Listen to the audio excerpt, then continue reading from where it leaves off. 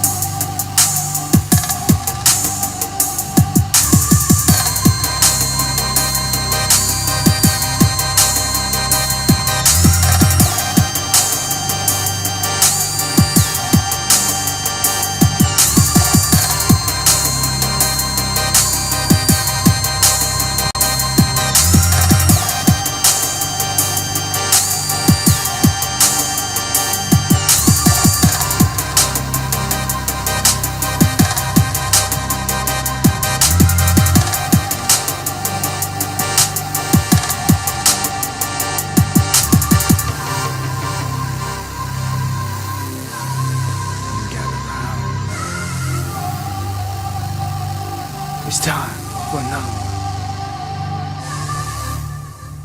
Underground World News Live. Good evening. I read good evening as like right as I said it, I looked down and I read it as I was saying it. That was a perfect synchronicity. Dave J 555 right out the gate. Much love. Thank you, Skeeby. Thank you, Steely. Guys are legends. Nick. Thank you for the super chats. I do appreciate all the support. It's appreciated more than you know. More than you know. Sharing is caring. And thank you for the feedback, everyone. Academy, Mr. A, Meat Puppet, Tom, Survival Mode, AC Hopkinson, Steve, Keith over there on Rumble. Much love to everybody on all outlets. Should be live on TikTok, Facebook, Rumble, and YouTube. The legendary Lowrider gracing us with his presence here tonight, dropping a bunch of memberships there. Everyone that got them, welcome to the underground. Thank you so much, brother. Deanne, Paula, the two dudes, John Boy, Kenzo, everybody, man. Much love, man. I appreciate you guys more than you know. I appreciate all you guys that get it, all of you that fight the good fight. Much love, Pure Bloods, and just everyone that fights the good fight. the White House. Right, so always so much to cover here, not enough room. I mean, YouTube should just go ahead and give me a whole nother bar, a line to put a, like information in the title. It's so small. Uh, I don't know. I think they can improve in a couple places. I would love it if I could give back to the streamers, kind of like what D Live did. I'd love to be able to give back to you guys somehow. Open up a chest, something like that, crazy, stuff like that. If you need to get anything to me, dabu7@yahoo.com is the email. And you can at me at dabu77. Get my attention in the chat. All right. Now we are always fighting censorship. It's a constant. It's been cranked up the past. I don't know. It gets worse and worse all the time. Just put it that way.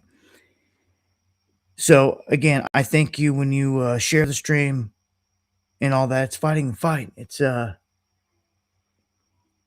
I can say about it, because you got people out there that just don't care. I'm gonna finish up tonight with a piece on that, and why we're not gonna get anywhere if that's the case. It's just all for entertainment. Then no one's serious about doing anything. And I've been here in a position to try to do something for some time, but again, so many letdowns, so many people, so many disappointments. It's just the truth. And I ask all the time, if you guys got anything popping off, let me know. Any events, any gatherings, anything. I'd love to spread the word, attend, do all that. But if people do have them, I don't get invited. So, yeah. I guess that's why we do our own underground events, and we will be doing another one. At some point, I've been waiting for the stars to align and for a couple things to happen. So just been kind of sitting around, like waiting, like everyone else, like for something to materialize out there. I'd like to gather with some of you and meet in the flesh. Not only that, I would love to. There's so many good questions that get asked, in the flesh, and we ain't got to worry about, keywords not being said, anything like that out here. Well, on a stream, you could talk freely, and you get to meet good people. You just can't beat that. It's hard enough as is in this evil world to come across good people, but yeah. I'm going to touch on, as you can see, CEO's warning of an oil shortage tonight. We're going to talk about these streamers getting killed on stream. It's happened so many times. We've got fresh ones. The death of Joe Feltz. And I'm going to start off on the space tip up here. Yeah, good evening, everyone out there. Fitz. What's it say? This is Monograph Live 782. Boy, you best not be jacking my boy's name. There's only one Monograph. But Monty, if that's you, let me know. And if you're not aware, person in the chat, it's Monograph Live. There's a legendary Monograph out here. Monty. That's what I'm talking about. I'm not trying to hate on you. I'm just saying. When I see that, I'm like, hold on, is that? Oh, all right. So, hey, there we go. Hey, he's in the house, man. Awesome. Much love, brother, man. Nothing but love. Another one right there I'd love to meet. All right. So I'm going to get this thing running with space, which is a big lie, along with everything else, right? But we do have an eclipse coming up, and I like these type of events. If we can see them, like to experience them, just like auroras and things like that out there. You don't get to see them too often, but this could be the first total solar eclipse for Western Europe since 1999. That's crazy. How did they go that long? It's kind of ominous, man. It's 1999. Wow, that takes you back. I just shared the image tonight. Like, would you go back to the 90s with no internet, no cell phone, no nothing, no smartphones, nothing like that? Maybe a level one computer set up at the house. AOL, dial up. Yeah, those were some days, man. I just can't believe it's been since 1999. If you guys get to witness some of these events, again, they're kind of rare. We had a window of 7 years here within the past decade where we had one, 7 years went by, and then we had another one. And what was crazy is the two paths went over the United States and formed a big X. Kind of ominous in itself, but August 12th, the moon is going to pass in front of the sun, and people in America, you will have a slight chance of seeing this. It's not going to be a total solar eclipse here. Say Canada and the U.S., partial phases will be visible from Alaska to the Carolinas, mostly between noon and 3 p.m. So if you've got clear skies, you might catch something. Now, I live streamed one of those events, and in the footage, there was something going across the sky, like just cruising. Wasn't a meteor, wasn't like on fire, wasn't a flash. It was something metallic, glistening, because the sun was covered up, but the sun was still shining on it, so it stood out. And yeah, I got a lot of crazy stuff like that on my channel. If you've never seen it, got a lot of wild stuff. Let's go to this one. In this, shout outs to Silver Bullion. Man, you were mentioning we gotta get some kind of footage. Well, oddly enough, they were saying out there that many people would see this. For one, just naked eye. But if you had a telescope, you should have had a chance. Just like you're seeing right here. You can see this is just an old booster that has been cycling around the Earth for years, multiple years. I think like 2021 or something. I would say there. But they said it was going to hit up here.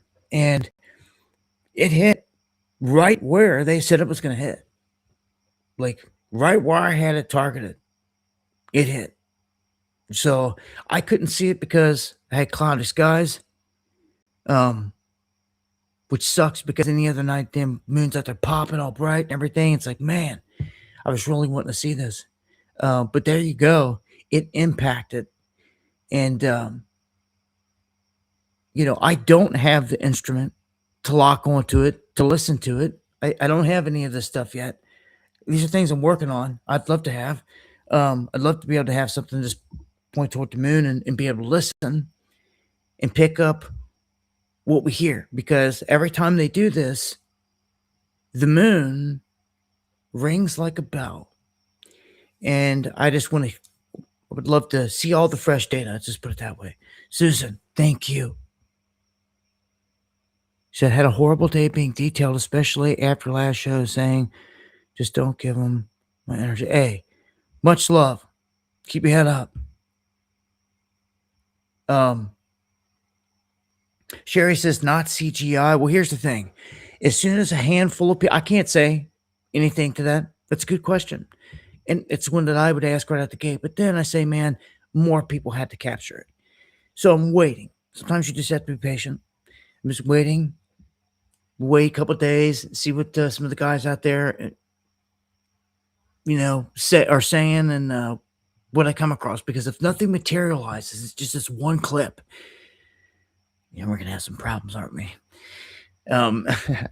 So we'll circle back to this one. But nonetheless, I believe it's happened before, just so you know. And it's not the first time. And we've had people record what it sounded like all around the world. That's what I'm saying. I just want to have an instrument. That way it's us. You feel me? That way it's us If I got a telescope and a camera locked onto it, it's us. Ain't no CGI. Ain't no none of crap. You know what I'm saying? Like, I got it. It's us. You know what I'm saying? I just know when I'm running it, there, there, there is no speculation. There's no nothing. Like, we ain't here. We don't fake nothing. Like, it's locked on the raw, the real, and y'all know it. And that's what's exciting from here is once we get it, I want to be able to confirm things like this. You know what I'm saying? Like, try to get at least a network of guys out there. Angry Astronaut, Dobsonian. I don't know if they've got anything on this. I haven't seen them post anything on this yet. So I'm kind of waiting. Sometimes, guys, it takes a day or two for them to get things put together, edited, and put out there. But we'll see. This is an interesting one again. I'm wanting to know if it rang like a bell. And if you don't know, let me put some things that we know out there for this mysterious object called the moon. The moon is unlike anything. I mean, we can all look up at it from wherever you're at night, and like we can all look at the same thing. Like, you could be up in Virginia, up in Ohio or something. I could be down here in KY, whatever. And we all look up and we're seeing the same, same bright object right there that has features and details. It's not like the sun. The sun you can't stare into like that, right? The stars are so faint and distant, but the moon is right there, and it's so mystical. And I have amplified my studying on deep diving into ancient texts throughout the past few years, and the moon has popped up in a crazy way. I hadn't gone looking for it, but time and time again, these stories pop up about how the moon never used to exist. There was even ancient stories of it and how it was towed into position, how it is made, how it is an observation post, and the Sumerians laid out there big time. Love it. This thing, it's doing all types of things. Let's put it that way. And I'll argue, large scale, it's a soul trap, part of the soul trap, big time. Big time. It's not something that you can penetrate deep in terms of hitting the surface. If you look at the entire surface of Much Love Crown Jewels, you will notice that almost all the indentations are at a certain depth, that no matter how big, how wide. And that's because when you get down so deep, there's like a titanium there's metals up there that shouldn't even be up there, by the way. Alloys that are manufactured. Okay. What? Yeah. Glass shard all over the place.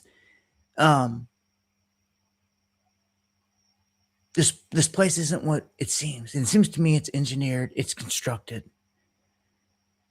it's put in a place, and I can't help but keep thinking of the Jim Carrey movie again. If you've never seen it, go watch it, please.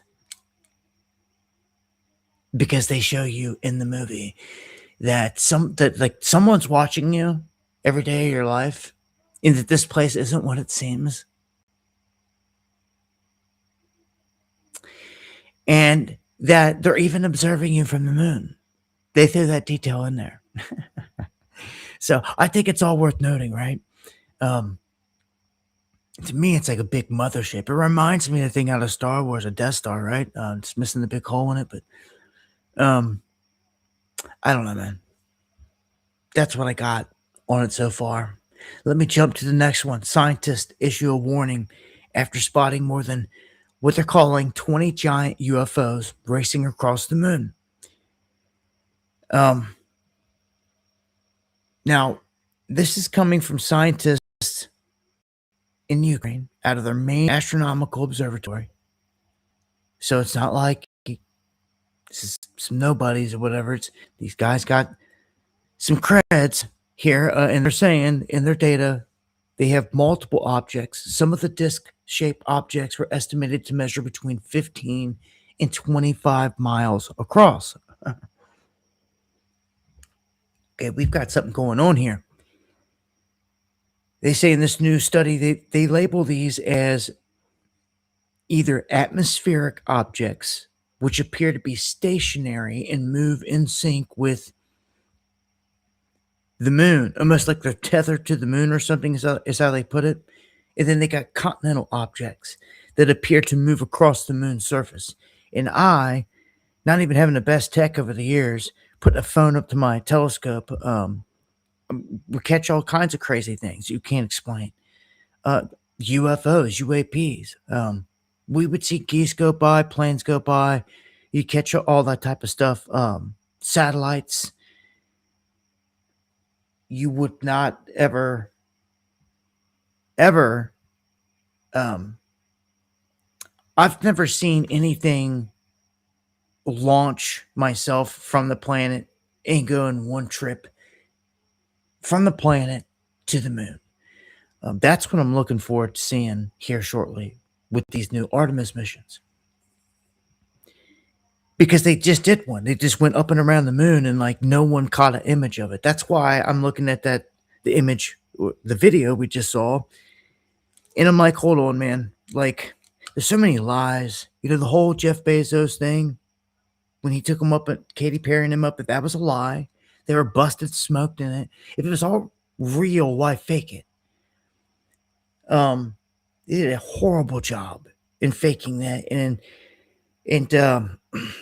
the whole thing with rockets, it's a puppet show. At some point, they're going to have to break to us exactly what's going on with this new technology. The new technology, anti-gravitics, and all that stuff.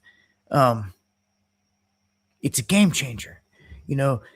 As far as I know, from all the guys that have put their life on the line, lost their lives, put this information out over the years, the tech with these UFOs is stepping in between dimensions, is what it's doing. It's stepping down in and out of dimensions, which makes perfect sense.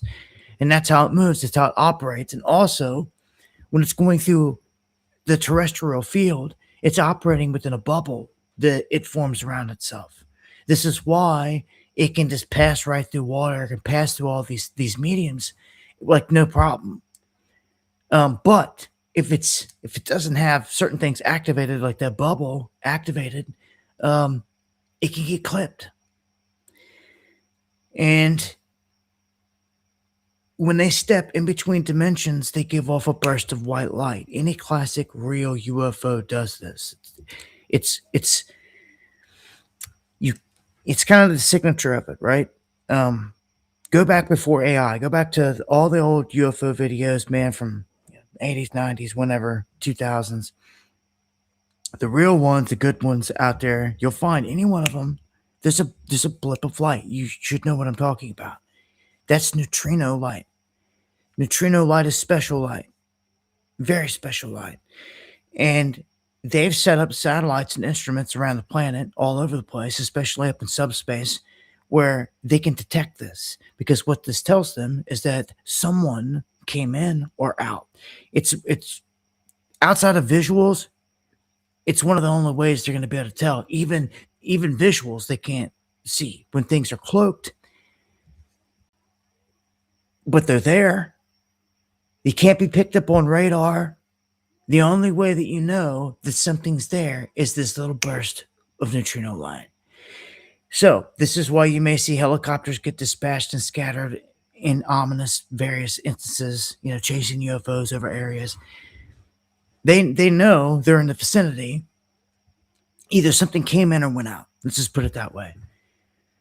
They may even be able to tell the difference at this point, but I know that they've had that ability for a while. And I also know that there's stuff feeding off the sun.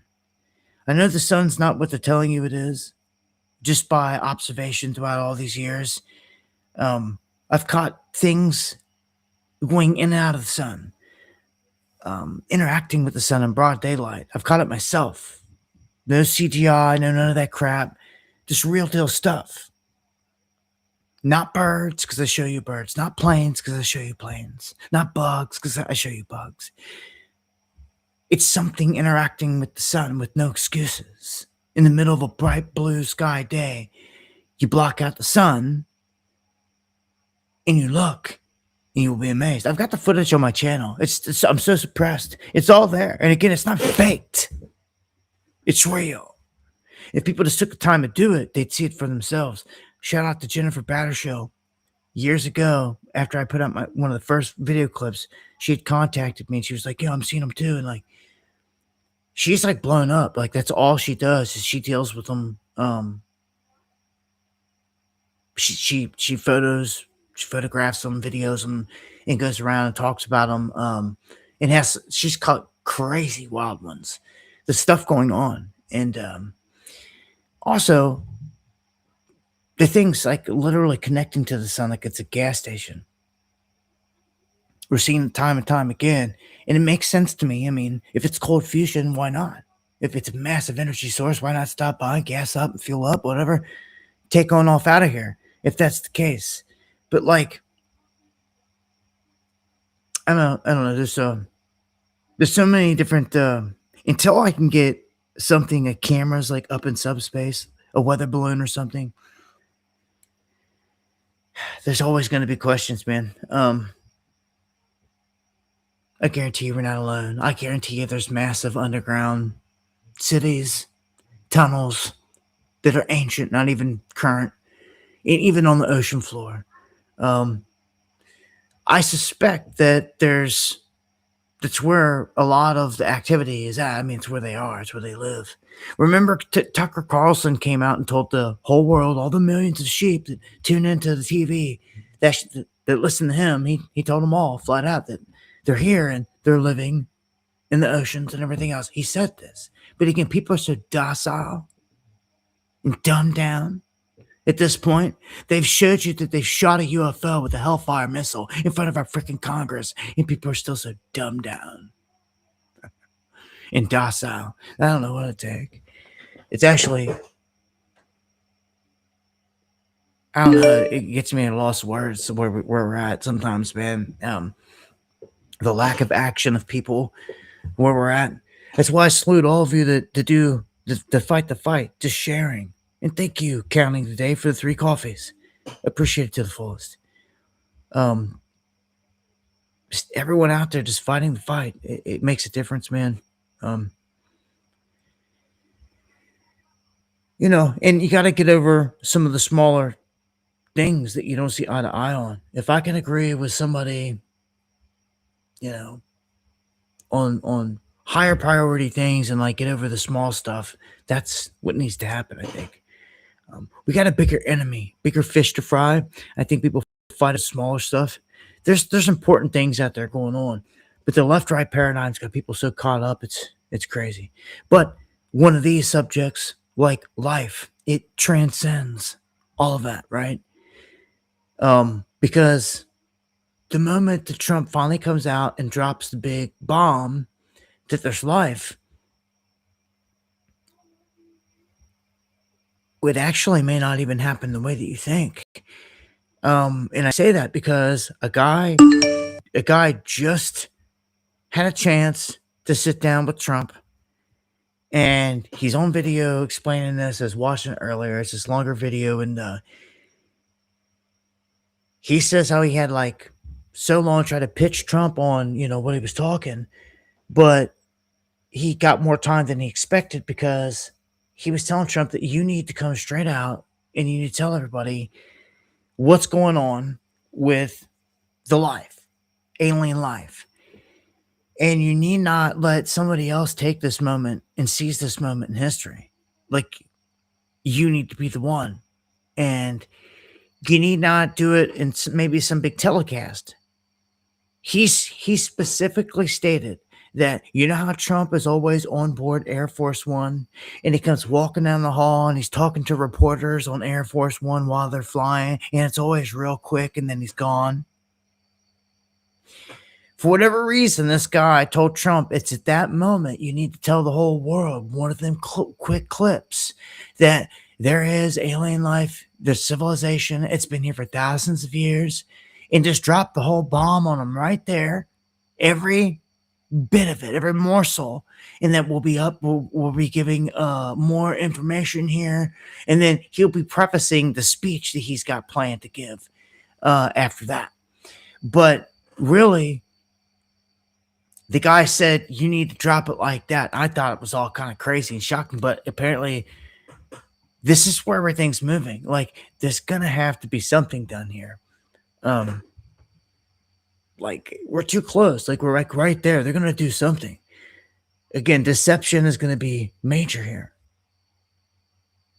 And I just look, they better just come out and like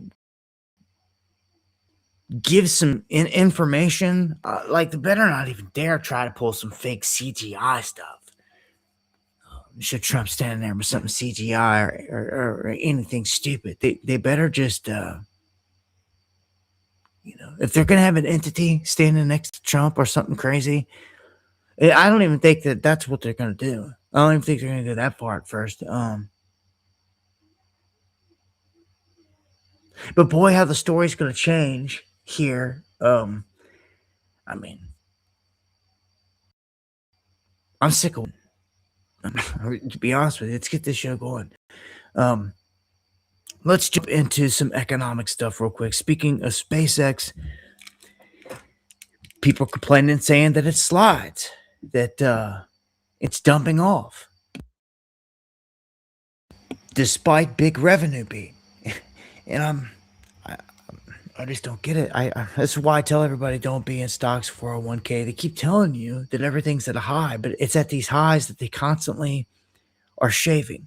This is where the big dog is selling. Now I'm not saying it's Elon, but a big holder out there is selling. That's how you get this. That's the only way you get it.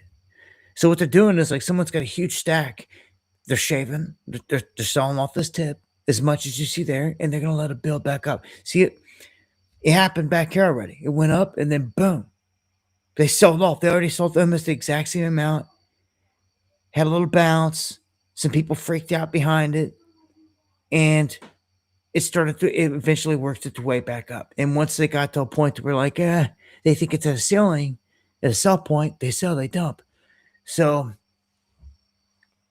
it's like clockwork, man. The IPO did the same thing, dumped out. People are like, why? They put $500 on a stock and they're sitting on like $300 and some dollars worth of value right now. They're like, why? It just keeps going down. Because you never buy the top. You never buy the hype, ever. You buy it when things are boring. Speaking of that, let's go look real quick. Because I don't have anything here on precious metals. Here we go. Gold spikes 43.03. Silver 62.93. So this whole little area back here of 50s, mid 50s, upper 50s, 50s. You just remember it. You remember it's down here the whole time telling you buy. And I'll say that about nothing. So the window's come and gone. Let's hope. I'm hoping this is just a little. They're actually saying again that this is tied into all the war stuff, like the oil prices, all the stuff. They're trying to say that what happens here looms large with this whole peace talk, which is a lie. Kind of saying here, if they believe peace is going to happen, gold and silver is spiking. But if bombs start dropping again, it could dump out. It's like it's doing opposite of what it was in the very beginning. One thing's for sure, man. This is going to take off here again, and it may be starting to do it right now. With gold at 43, we'll just watch it. This thing runs up and starts charging toward 5,000, and that's it. That's it. Like, we're heading back north. So, let's go to Mount Fuego, one of the most active volcanoes in the Western Hemisphere. Can you imagine sitting at a peak like this, having a view like this, and getting a volcano go off? I mean, that's pretty cool.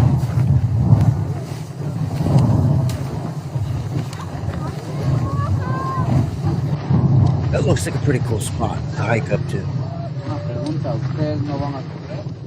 It's Sí, pues active, no. and it's known to do what it just did, kinda like the fireworks show there and not put anybody in danger. So, I mean, that's pretty cool. Here's another one later after, I guess, the lightning.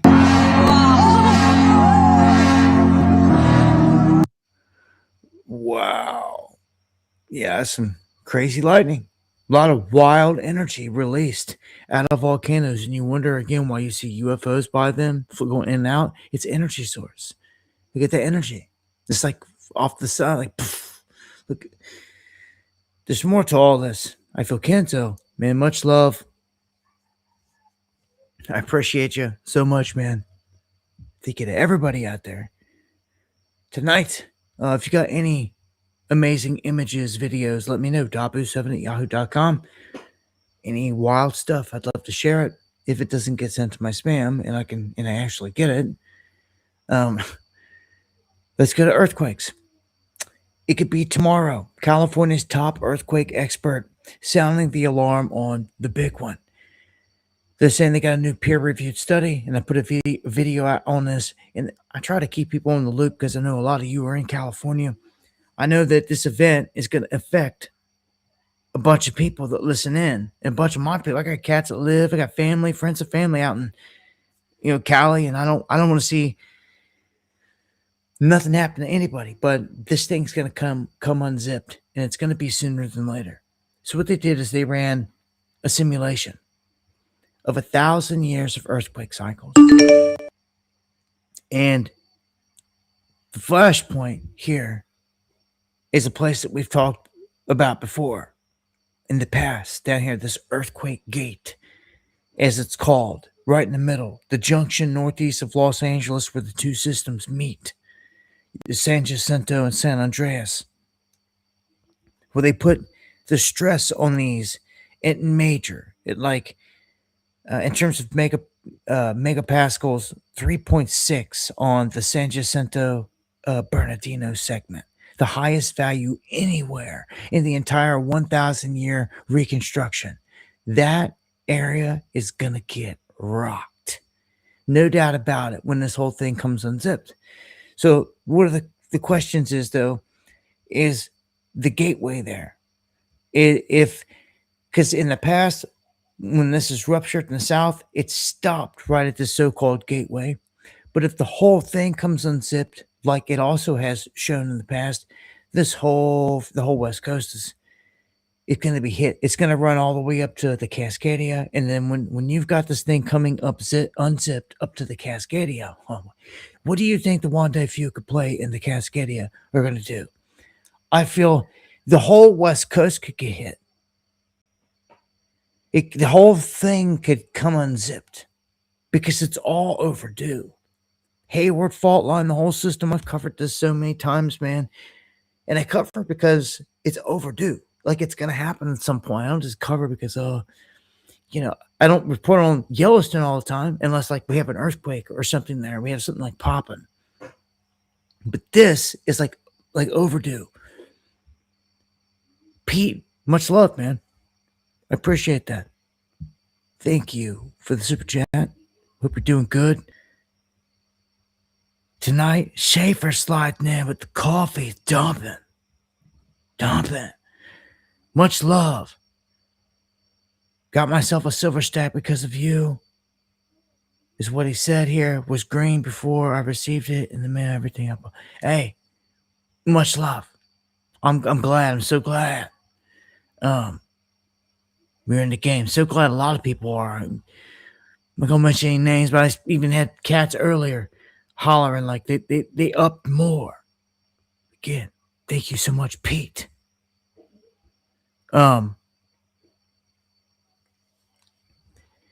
Keep stacking that silver. Don't get scared here in the 60s, man. I mean, if you are getting like, oh crap, I should have got, like, if you're feeling that way, then like maybe you should just go ahead and pull the trigger. I wouldn't stress it at this level. Like, as long as you're getting stacking silver, gold, whatever it is, copper down here, 50s, 60s, 70s. Like, it's a good range. in my opinion, all day. Because once we get back up, we break out of these 60s that we just went back in, and we're in the 70s all of a sudden again, and we're heading north. That is really when FOMO starts to kick. That'd be when FOMO really kicks in. But if you're getting a FOMO right now, like maybe it's a good thing because just keep stacking. That's all I can say. Keep stacking. You will never regret it. We've never regretted it thus far. The only thing you could you just never regret it. Even if your tyrannical government wants to come and take it from you, you still can't regret it. It just means you need to make a stand. You've known this. Yeah. So what's it gonna take? Anyhow. All right. So you should know on the West Coast or anybody out there, I have an earthquake plan. I hope you do.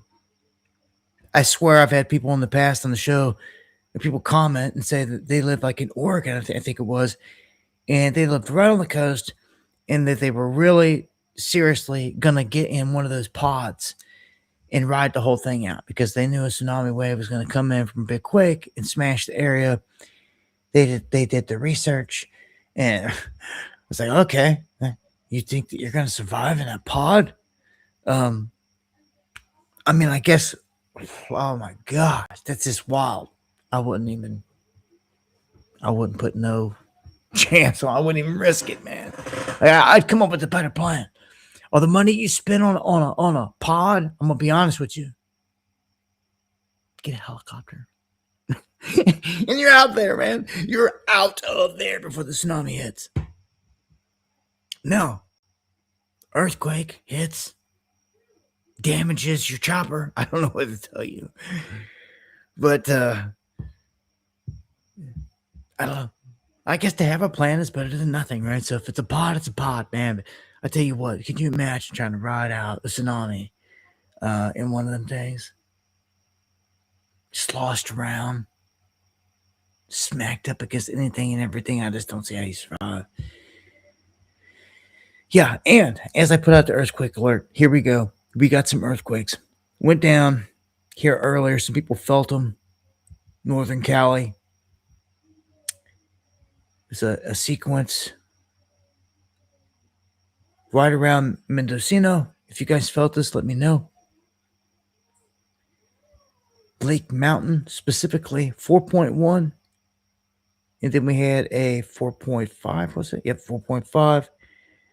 And let me get a refresh here. Whoa, that's super. That's what I call super shallow. Right there. That depth. That depth is 4.5.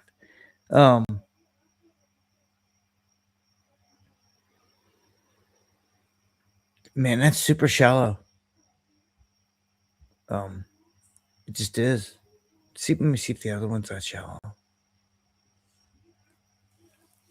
7.77 depth. Good figure. Keeping an eye on it, man. If you guys, again, ever feel anything, have anything going on, been through 3 quakes of size and waiting for volcanoes. Concert Woods is 707. What do you mean 707? Every time I see 707, I think a live one. Jesse. The one that makes our beat at the very beginning of the show. Legendary beat. Live one. 707. He's from out there. He's in Cali. 707 is his area code. So Fresno, Cali, 559. Okay. So I'm guessing that's you man, you got Jesse right in your backyard.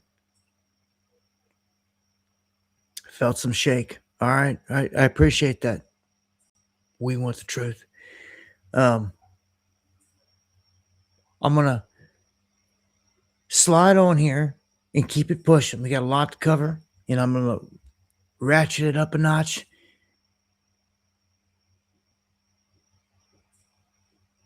And start jumping on these here and firing through a couple.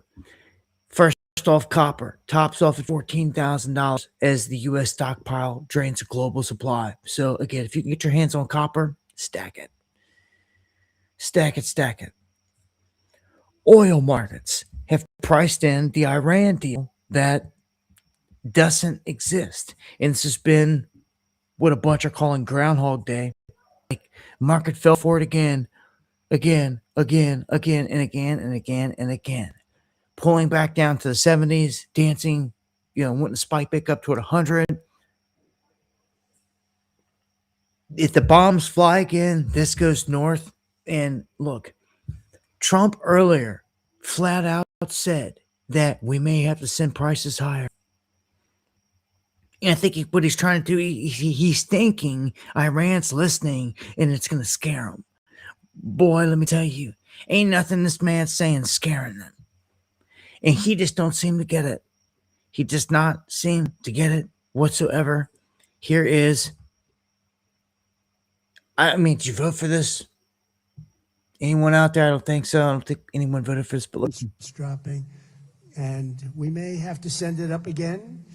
We may have to, what happens dropping, and we may have to. This is on gas prices. It's dropping, and we may have to send it up again. We may have to, what happens when we send it up, but we hope we don't have to. But when that oil and gasoline go down, everything else follows. It's dropping. Man, I swear, I'm not just trying to cap. I'm just being honest. He looks like he's gonna pass out, like he's just gonna fall asleep right there, or like just drop. I swear to you, he never used to look like this anymore. Whatever's going on with him, there's something happening. You can dropping, and just right there. He's old, man.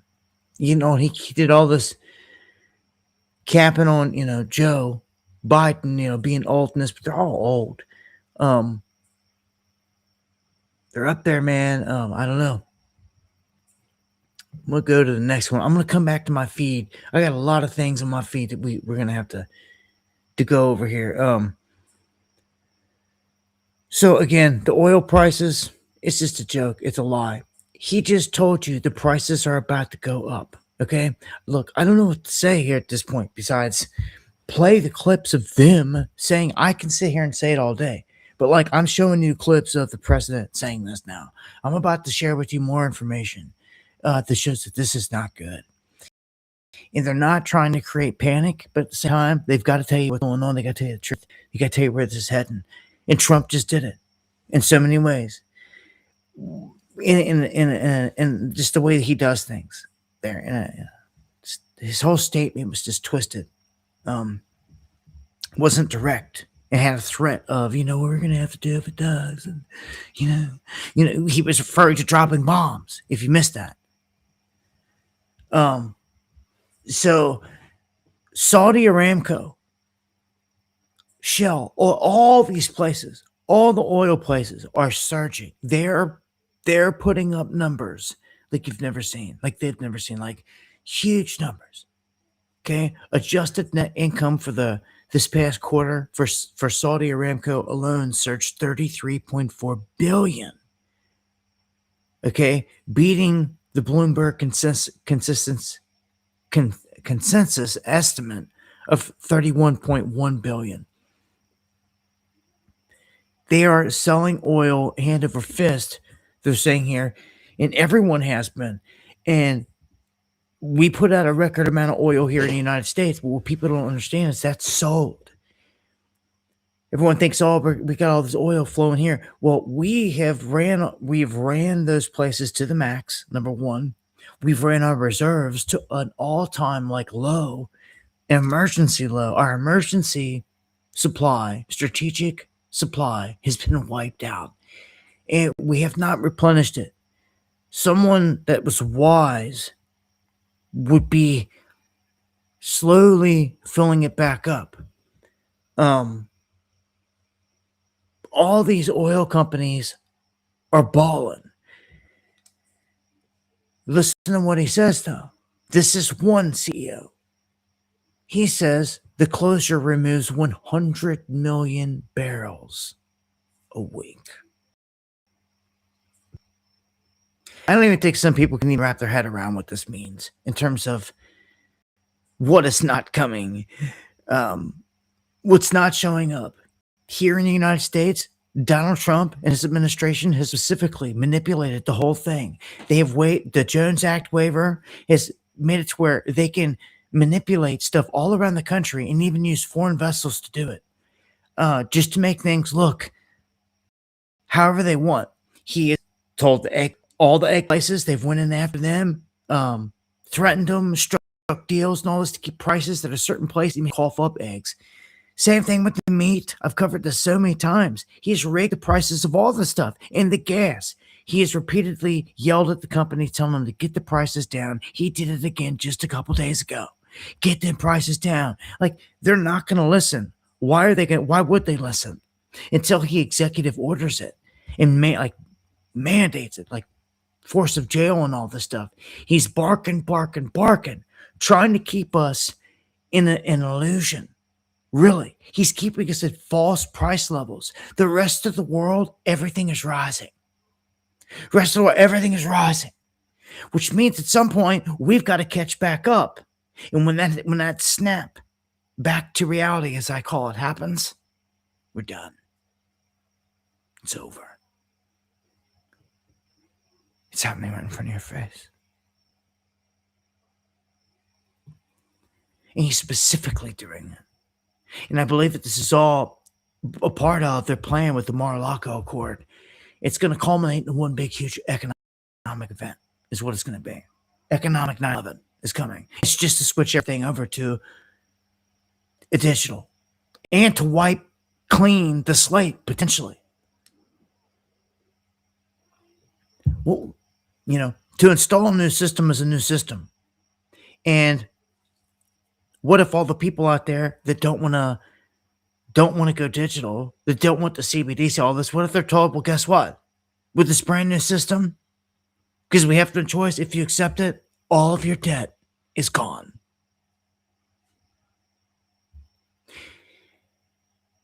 You know how many people are going to jump on that? Right into the new system. History repeats itself. It's happened before. And the people, when they hear that their debt is forgiven, they'll jump right into the new system.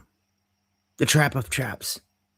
Right onto digital enslavement, and the government would have willingly done all that to get you there. Do you see? So, I wouldn't have anything in the stock market, 401ks, any of this. Oh, everything's at a record high. Well, yep. You see what the big dogs are doing. They're shaving off tops. Like Warren Buffett sitting on the sideline, record amount of cash. Like, I ain't stupid. Like, Trump's done made billions off of ripping everybody off on his coin that's sitting at the bottom. Trump and Melania coin be sitting at the bottom. Because it took it from everybody. Look, Trump has fleeced everybody. This dude is nothing but a con man, like straight up. I'm not trying to just hate. I'm just being honest. He hit the masses golden sneakers that were garbage. He sold the masses Trump watches that were supposed to rival Rolexes and everything, that were showing up. The T was falling off in them. Watches, like garbage material. He's done it over and over and over again with anything he can do. It's embarrassing and pathetic. A righteous man, come on, give me a break. Righteous men don't do people like that. Righteous man billionaires. Well, we ain't got one on this planet. I'll just tell you that now. Righteous billionaire be doing incredible things. I pray to the Most High that we get to witness one. We get to witness one that goes against the grain, that just starts doing good things. And he would know that he would have to be heavily protected. And they'll be on him, after him, right at the gate. Like they always do, but that's the name of the game here. As soon as you go against the grain, they want to come and kill you. So you sit back like a bitch, or you fight the fight. It's just fighting the fight. Because something higher is watching this. It's a test. I just don't want people to fail it. Right. So I'm gonna keep pushing here with these warnings. The next one, I put a video out on this. Shell's CEO has a blunt message that gas and diesel are short. We're short. He explains this by saying that when you have a certain few things that happen, like the war in Hormuz, this wouldn't have all went into motion without it. You get raw crude prices spiking. Then the refineries pivot, produce whatever they can that makes the highest price. Right now, that's jet fuel, which tripled in price as soon as the Mideast exports were cut off. Tripled in price. You wonder how they made all this money. So now they're like, okay, everyone knows enough oil here on the planet go around that like they can never just be running out of oil. It's a big gimmick and game here. But he says maximizing jet fuel means cutting back on something else. And that something else is diesel and gasoline. And what they're saying together, these CEOs, is that all the oil that has been put out there thus far that they took it primarily and they made a bunch of jet fuel so they get rich off of it. And now there's no more coming. It's still not flowing. 100 million barrels, remember he just said. Missing. It's not showing up. Trump just told you, not me, that they were going to have to send the prices back up. Oh, he's trying to get the people prepared for the inevitable here. That gas prices are about to go. And yeah, he did that. He did all that. And I mean, the moron chief is just, it's pathetic. He's wrecking this place, but he's just the face of it. They want this to happen. This is part of a reset, I'm telling you. The problem is people are going to hurt in the mix of this. They're going to hurt bad, man. Real bad. Okay? So they're telling you they just took the large supply that they had, the gluttony of it, and they made jet fuel and got rich off of it. And at least this guy, I guess, has the heart to turn around and tell the peons, the people that, well, guess what? This means that we're massively short in diesel and gas. And we assumed that everything would have been caught back up to normal by now, but it's not. And what this means is that the pain is about to be felt at the pump. He's saying this loud and clear.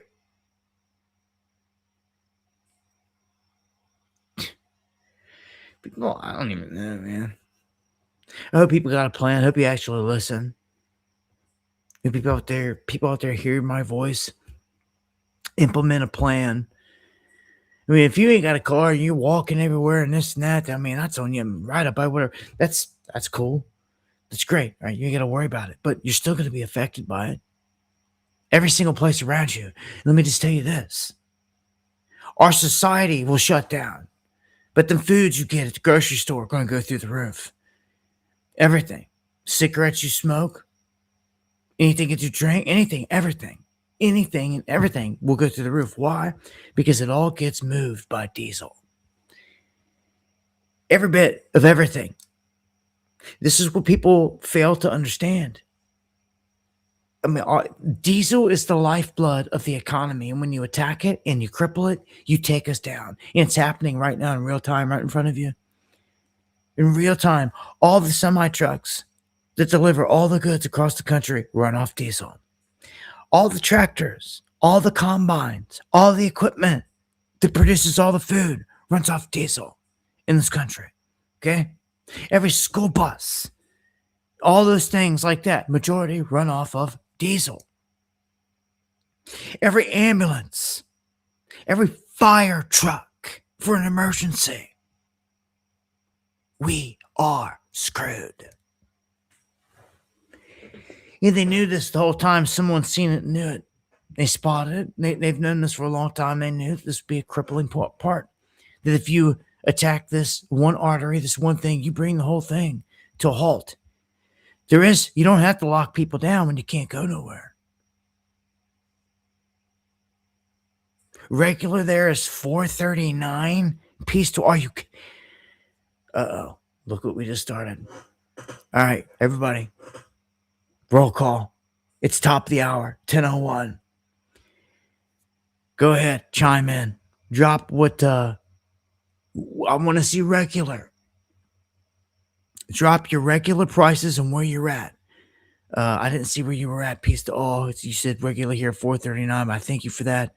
Any information, but if you drop a price, try to make sure it's a regular so we can just, everybody knows we're staying on par. And I'm going to see what the prices are in all y'all's areas right now, because water is at a critical low. The whole thing with Lake Mead, whole thing with power, all this is set up. This is all set up.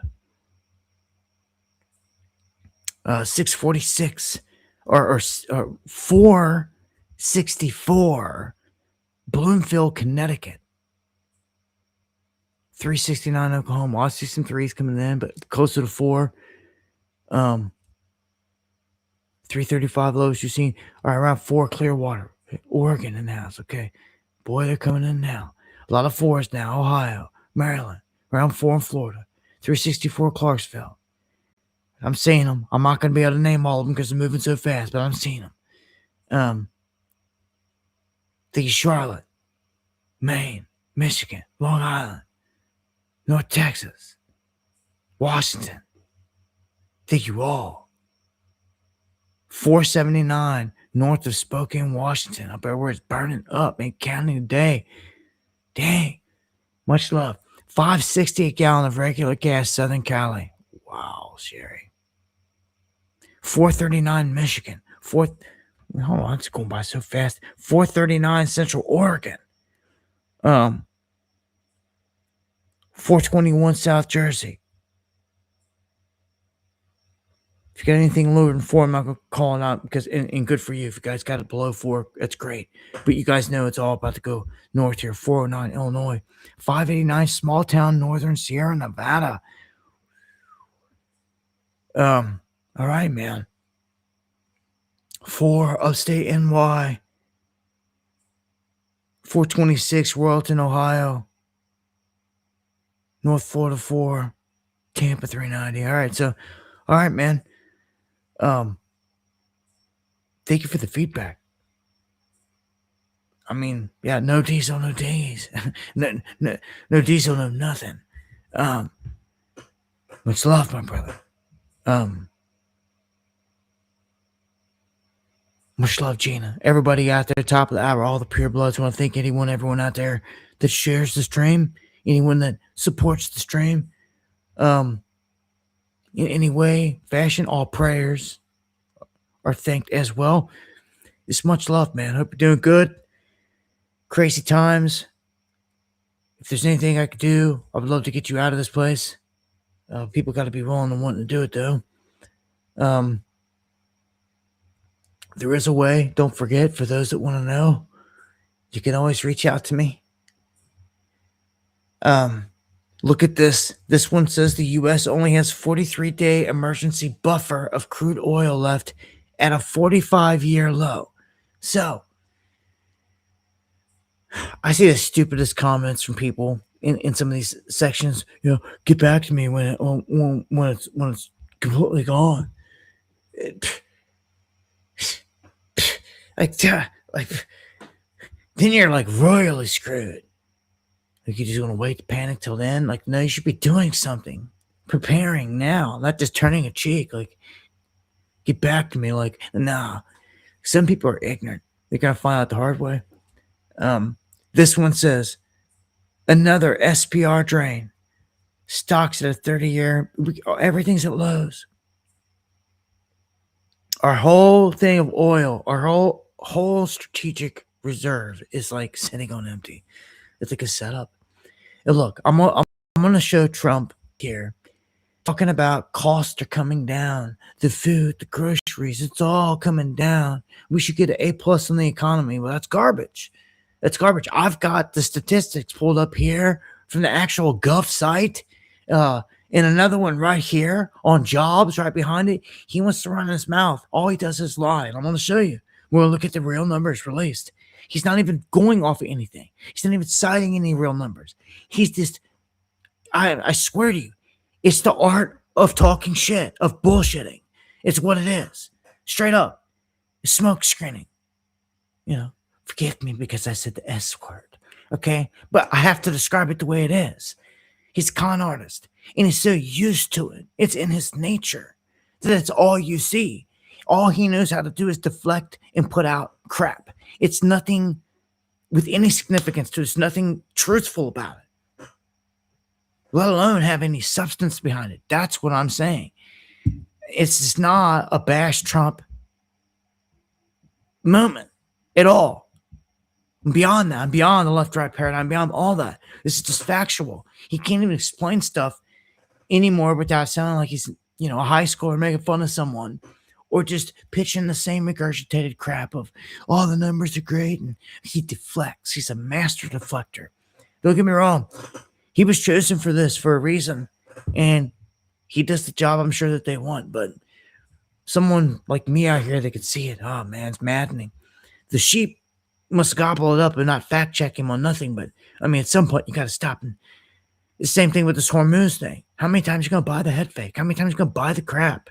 Like, I just don't buy the crap. Like, you fool me once, it's done. Like, other people just, I think, like it. But here we go. Of Iran, I had to make it. We had the best numbers that anybody's ever seen. But now you take a look with that going on. We have you just hit to get today. I think it's number 79 days.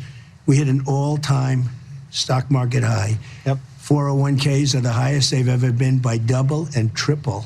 Yep. And then I read where we're doing badly on the economy. By the way, job numbers. We have more people working in the United States today than ever in history. We're doing an unbelievable job. Costs are coming way down. I inherited, you know, they talk about costs. I inherited very, very high costs, and they're all coming down now. The food, the groceries, it's all coming down. We've done a great job. You know, I think we should be given an A+ on the economy, but Garbage, you liar. Let's go look. Food price outlook 2026. Consumer price index for food. And let's go to the CPI increased 0.2% from May 2026 to June 2026 and was 3.4% higher than June 2025. So suck it, you liar. Hiring patterns. ADP reports the weakest job gains in 6 months. And you can look at the whole chart, the whole thing here. Whole thing is weak. Remember, they lied on jobs last month. The big, huge jobs number, they flat out lied about it. And then when the real numbers were released later, revised as they called them or whatever, it showed it was the exact opposite. And they're at this point to where they're openly pulling this crap. Look at what they just did. They just cut 50 off the stream again down. It's ridiculous. I've been waiting on it all night, and there it just finally went. 10-10. Much love, everybody out there. They just decided to take the big 50 chunk out. Well, we'll see it work its way back up. Chipotle. They have jumped into the mix here, pulling jalapenos, saying that this whole Minnesota salmonella outbreak is widening. Now it's in 15 states. Now their shares are getting wiped out, just like Taco Bell's. People are not going to be eating there. They're saying that they found salmonella and it's in the jalapenos. So, like, hold on. This is everywhere. It's everywhere. How's it this widespread then? How? I just don't get it. Well, it is. It seems like this is a setup, but I just want people to know that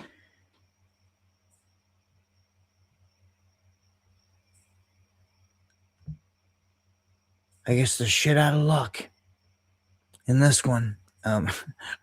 It's the title of this next piece. And really, in RIP to the two people that died in this, because they're dead. I mean, believe it or not, people are dying now from this parasitic outbreak. It's usually, when people start paying attention when it gets deadly. And, the thing about this is it's mysterious. It popped up out of nowhere. They tried to blame it on lettuce out of Taco Bell, but which they quickly came out in a interview after that and said, no, it was a false positive. Then what was it? Where did it come from then? Okay, now you've got jalapenos being pulled from other places. It's spread to more states, and you've got people dying. So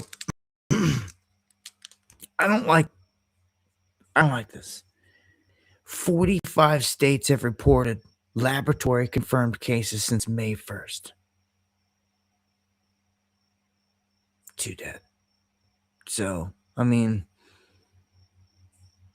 I don't know what to say. I don't trust nothing, none of the food out there anymore. None of the anything. The mystery meat at all these locations. I mean, how can you?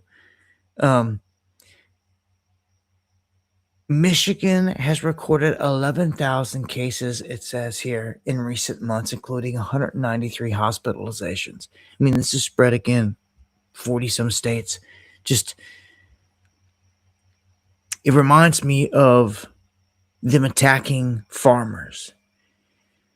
Something like, it's like pulls on the strings there. Like, look, man, this is something that they would do. Because in the end, if they dare come out and they track this back to like farmers market or anything like that, then you know full well from here it was all set up in a scam targeting that. And they did it because they benefit from it, especially if they start trying to clamp down on farmers markets or anything like that. And this would be one of the things that they never let a good crisis go to waste. And I could see a window of opportunity here for them, is what I'm telling you. That's not good. Okay? So, this whole thing at the parasites, it seems like someone had a lap leak or something and let something loose, sprayed something somewhere in multiple locations. Now we've got this thing going on. This is one big experiment, I'm telling you. All right. We're going to shift gears and we're going to go to the next one. This has to do with the chips. The chips, this whole chip talk is interesting in itself. When you want to talk about quantum chips, especially because quantum chips are what they are saying. They're flat out saying that's what the jinn live on. That's what the consciousness of the other side lives on, operates on. Inside of this AI, in all this. That's how all these things are happening. I put a whole documentary on D-Wave on this. The guy specifically said the entities live on the chip, on these quantum chips. And like people are just not with it. Those that are, you can see what's happening. They're trying to use technology like a Frankenstein and let these beings that don't have a body, that are in the ether there, the jinn, bleed through, come through, and have a say. Have a whatever. They're operational all of a sudden in this material world that they're forbidden. They're not supposed to be able to do. Okay? So, you talk about a lot of rule breaking and bending and twisting and all this crap. So, that aside, that's a whole another deep rabbit hole, but it's the truth. That's the stuff that interests me more than anything at this point. All the news and all this stuff, all this is important, but like the way this place works, these entities and the jinn that are here, everything that's going on, now that you're aware of it and conscious and you know it, there's like nothing more important. You can't ignore them because they're always up to something. And it's the way that it is. And you better get hip to it. So, the world's largest PC makers start using memory chips from China. Why does this matter? Well, it's big time. We're in a so-called big war right now. Information war in a battle, a race. This is a big AI race. Okay. And if the largest computer makers, PC makers in the world are putting Chinese chips, that means they can be taken down in a heartbeat. They can be dismantled, they can be backdoored, they can be shut off, just like anything the Chinese runs. And it goes the same for us too. For any American side, that's the problem with all this. You can't trust nothing now because there's so many backdoors. And we've caught China doing this. They've hacked all of our cranes at our ports. It should be major news. They're hacked. And they're hacked by default. They were built that way. They designed them to where they could hack into them if they need. And then when they got caught, they said, oh, it was an emergency system. In case you ever needed help, we could chime in. And our country's like, dude, we're screwed. There's nothing they can do about it because no one else makes the cranes. The only thing you can do is have someone else start producing them or mandate it, like here in the U.S., like Trump could have mandated or done, but he never. Instead, they never say anything. And every single day, everything comes into our ports all across both sides of the country. Every single crane is Chinese made, and every single crane is down just like that. This is a setup. Okay, so Mr. Flip Flop Trump, good buddy Xi Jinping, on one hand, and turns over here, oh, this and that, tariffs, garbage. If they're that big of a threat, then you can't trust nothing. Well, just look at all this. China has become an economic powerhouse. They have, when you even look at this, they have surpassed us. 21.8%. The U.S. is only 14.7%. They have surpassed us. That's the whole globe. Russia does the slice.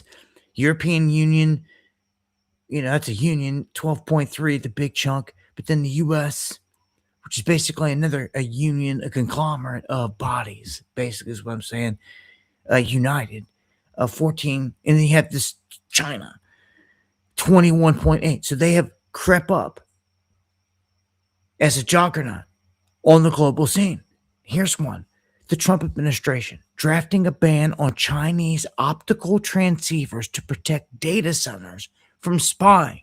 So they're this concerned. So it's that bad.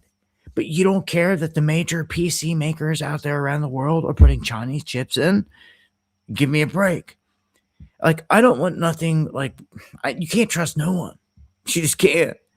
It's I can't trust Chinese. Can't trust the freaking Mossad. They have TNT or C4. There's Chop 30 off the stream right there. They have C4 in their products. Cell phones, iPads. They've already shown it. Press up a button. They can blow their electronics up. They do this with certain chips and the things that they have embedded that makes it possible. So you can't trust none of it, man. But they're going to go out of their way to put special transceivers to protect data centers here. And to protect these data centers, it's all about the data center. So I've got to salute Bernie Moreno. I don't think I've ever said his name. I don't think I've ever heard of him till now. Senator out of Ohio. He has asked, since nobody else would, the Treasury Secretary, Scott Bessent, to carry out a national security review of Chinese solar companies that are using a facility located near a major U.S. military base in Dayton, Ohio. Wow, gee. I tell you this all the time. Like Duck Record, always talking about how the Chinese are right on the other side of the fence at all of our bases. I've shown you maps. I've shown you the locations. I've shown you the mentioned stuff before, but nobody really do anything at all. Chinese are all over the place. I get feedback from some of y'all. They're seen driving through Oklahoma and other states, massive weed operations, just rampant. Who let them in? No one's rounding them up. Why not? Well, we already know why it's a setup. Back when this whole thing was going down, because we cover it like a hawk, uh, we seen that when this whole influx of 4 years of the Biden regime was coming in, I was reporting it all the time. Guys were catching the Chinese specifically being rerouted on special routes, different ways, underground passages, up rivers, boatways, to different locations and compounds specifically. And it was like the rest of the crowd was a smokescreen to catch all the attention while they all slid in like the true Trojan horse. I'm telling you, the Chinese are all over the place, but at least this guy said something. Will anything be done about it? I doubt it. It's all set up. You just remember, when the creek goes down, you better be ready. And it's real. It's all real. 1911 and 1. Thank you for becoming a new monthly supporter on Buy Me a Coffee. I appreciate that more than you know, man. I'm trying to keep this pushing and flowing here tonight. Don't want to waste your time. Just want to hit you with facts and fact after fact here. The next one, mosquito-borne breakbone virus detected in the DC suburbs. What a name, the breakbone virus. It's just a new one to add to the list. Yeah, so data centers, Texas. You have Abbott ordering a pause on the approval pending any audit. We've seen this even happen up in New York. It's good to have these things pushed back and delayed. That's for sure. And to slow it down, something's got to give, but every state's different. I salute everyone that's out there fighting against the data centers, out there fighting against Flock, and getting it all shut down. Shutting down Palantir, the apparatus that's controlling it all in the end, by the Mossad, Peter Thiel's little concoction, the reptile. Well, Japan is looking to Palantir for their battlefield AI. Wow. So the beast is just sprawling out here. And so now Japan's going to incorporate Palantir into everything that they're doing over there. And that sucks. Silver Sailor, anyone over there, you're going to have to deal with that. Creepy smart glasses are creating a privacy problem. I'd say so. I could see this. I said this before, and it just when someone just walks in the door anywhere, you don't know if you're being filmed or not. The thing with this is, like, again, with the whole privacy thing, privacy concerns, anyone walking up and down an aisle of a grocery store that's got these on may not be up to anything nefarious, but like their camera just by default could be on. And just like any other camera, like we've seen before, someone's backyard camera, the camera in your child's room, the baby camera, whatever, creepy stuff. Like, it's open to people to see in the airwaves. And like, you could just be walking down the grocery store aisles with these things on, and people's faces are seen and all this and shown to the world in real time. You can't say they can't. Flock is a perfect example. Everything that they're trying to do, their database got hacked. And what they showed and exposed, that every single camera can be seen and watched and all the stuff. It's ridiculous. It all needs shut down. But you're not going to stop some of these technologies unless you really step up and you say, all right, that's gone too far. And in this instance, the smart glasses, I don't know. It's a dicey one here because, I mean, anywhere that allows a camera or filming or anything, it's going to be okay. But again, anywhere where there's privacy concerns or anything like that, you're going to have to think about it. With most of these, you can tell that there is a camera. You can see the freaking camera on the two sides. I mean, You can tell. You can see two big circles in each, and they look goofy anyway. But you can tell they're smart glasses, and that's one thing. But like when you get these other ones that are more deceptive that you can't tell, it's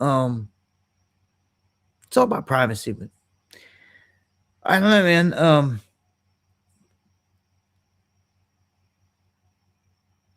This place is so evil. It's hard for me to like. All I know is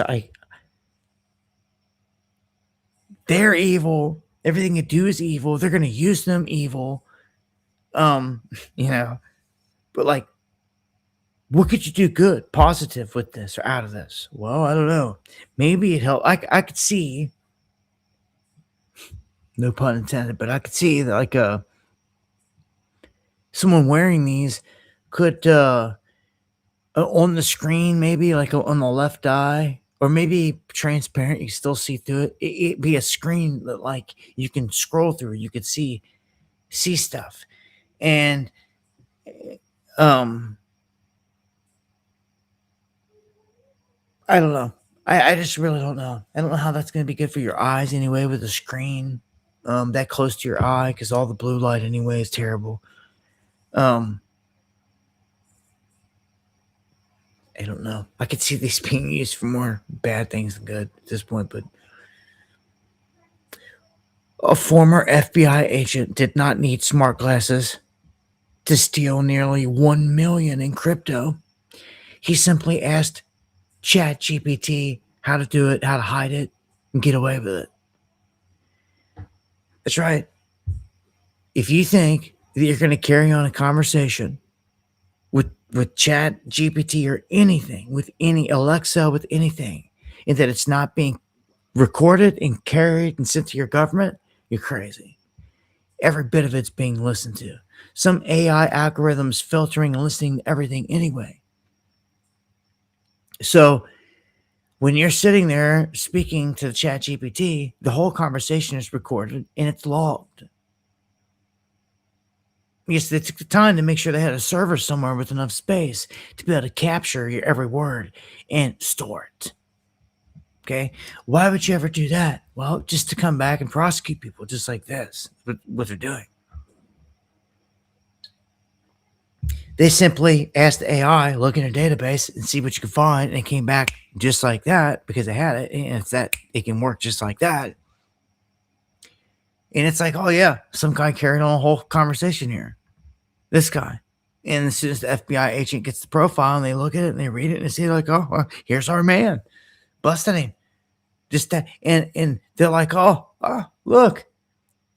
It is a supervising US FBI agent. High level special agent. And they busted him. His name was Patrick Stephen Yarmock. So I want you to know that anything that you say, even if if your phone is sitting next to you, it's listening. Just remember that. Remember this example tonight. Everything is being listened to and recorded. Okay? And flagged. If anything is said, it's flagged. Like it's going to listen, and then if it hears something specifically, it's going to be recorded and flagged. Yeah, just your cell phone sitting there on the table. You think carrying on a conversation with your friends, or your family members, or whoever, someone's listening. Always. And that phone gets more people popped in so many situations. It's unreal because of just that. It listened. Whether you're sitting there pillow talking at night and all this, phone's listening. And people just don't care. Tell them they just don't care.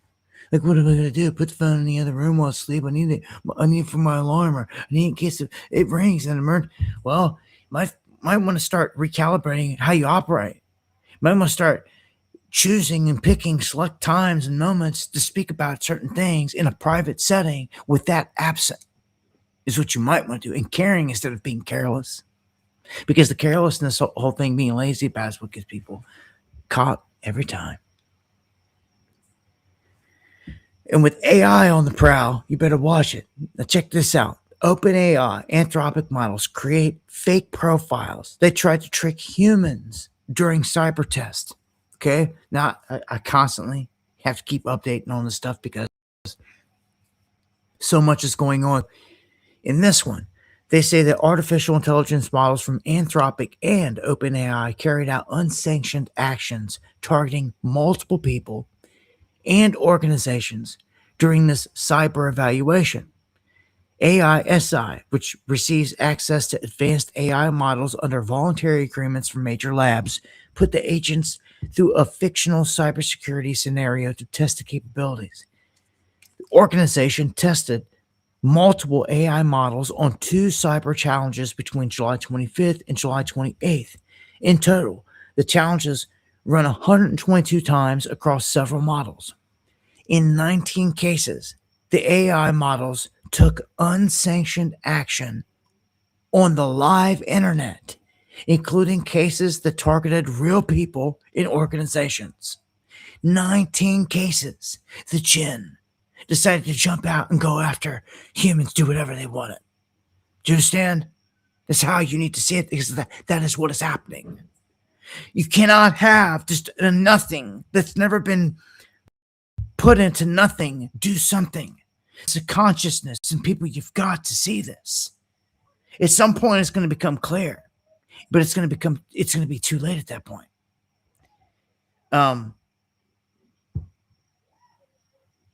This is nuts. So out of these, 17 were done by Anthropic's Mythos 5 and 2 by OpenAI's GPT 5.6 Soul model.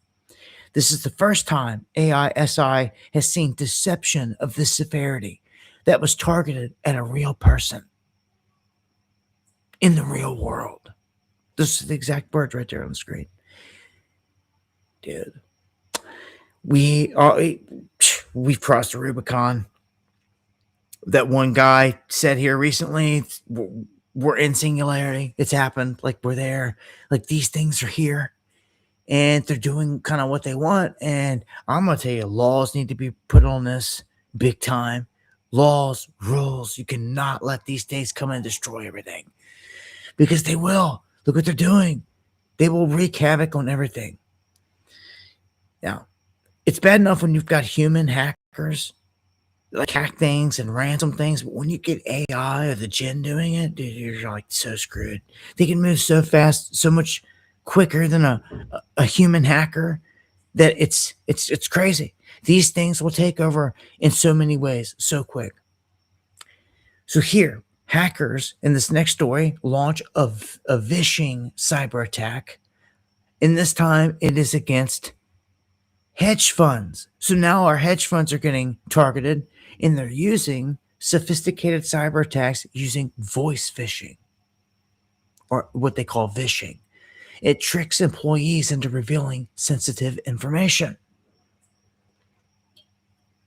Yeah, these attacks targeted some of the world's largest hedge funds, including Citadel, Point72, 2 Sigma Investments, along with multiple private equity firms.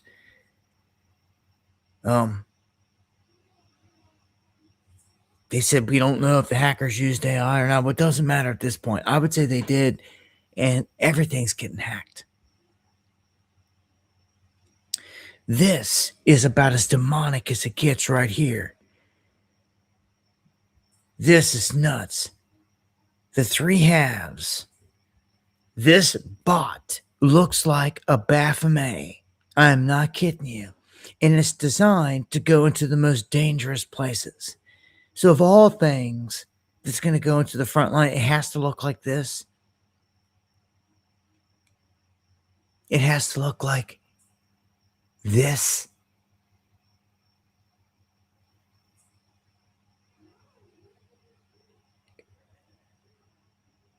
You have to go out of your way to put a head on a thing. It looks like that. The freaking Baphomet. This evil looking thing is what they're going to send into the front lines. And I say, yeah, send robots into the front lines to fight fires and do all this stuff. Great. That's awesome. You save human lives. But man, Again, you had to make it look evil, didn't you? I mean, can you just imagine this thing? It's sitting there holding the chainsaw right there. Oh my. I'm sure he can go in and do some good things, and save lives and all that good stuff, and the remote control and all this other stuff. But man, again, there's got to be an option, man. Can you get it without the horns? I mean, really? I mean, what are they even on there for? I mean, it's blatant evil, Baphomanus. It's, oh man. I mean, you just can't make it up. They're so brazen about it these days. It's nuts. I told you about how school systems in NY were going to use a humanoid robot that also doubled as a sex robot to teach the students. So, like, in the evening, it's a sex robot, and during the day, it's teaching students. Oh my gosh. You can't even, like, that's the truth. Well, now they're going to pause this whole thing because of privacy concerns, and I'd say a bunch of other concerns. Like, people are just livid, going nuts about this stuff. Like, yeah. You get one of these bots in your house, man. Look at this thing. Look at this thing. You get one of these bots in your house, man. And then, like, you get a djinn that jumps in it. And, like, you get up to the bathroom at night, this thing standing there looking at you. With a knife in its hand. Like, I don't know, man. Like, I don't trust none of it. Like, it's the djinn. You know, again, they could do whatever they want. Like, they could be like, F you, and, like, try to take out the whole family. Or like, who knows? Who knows? Like, you're not just talking to a computer, man. You were literally associating with, like, a genie in the bottle. And they've told you this. They even came out and said they were going to ask it its first wish. Sam Altman just said this. Ask the first wish for humanity. Like, dude, we're in the craziest time ever in history. Thank you, Chris. He literally said that. You cannot ask some stupid computer program of zeros and ones to do that. It has to be a consciousness. And that's exactly what it is. The doll is creepy. Just wait till Chucky's start coming alive here. This is a wild place we're in, man. This world is so freaking evil. Just look at the nature of it. Everything is evil. All the people are evil. Their egos, everything that they do are evil.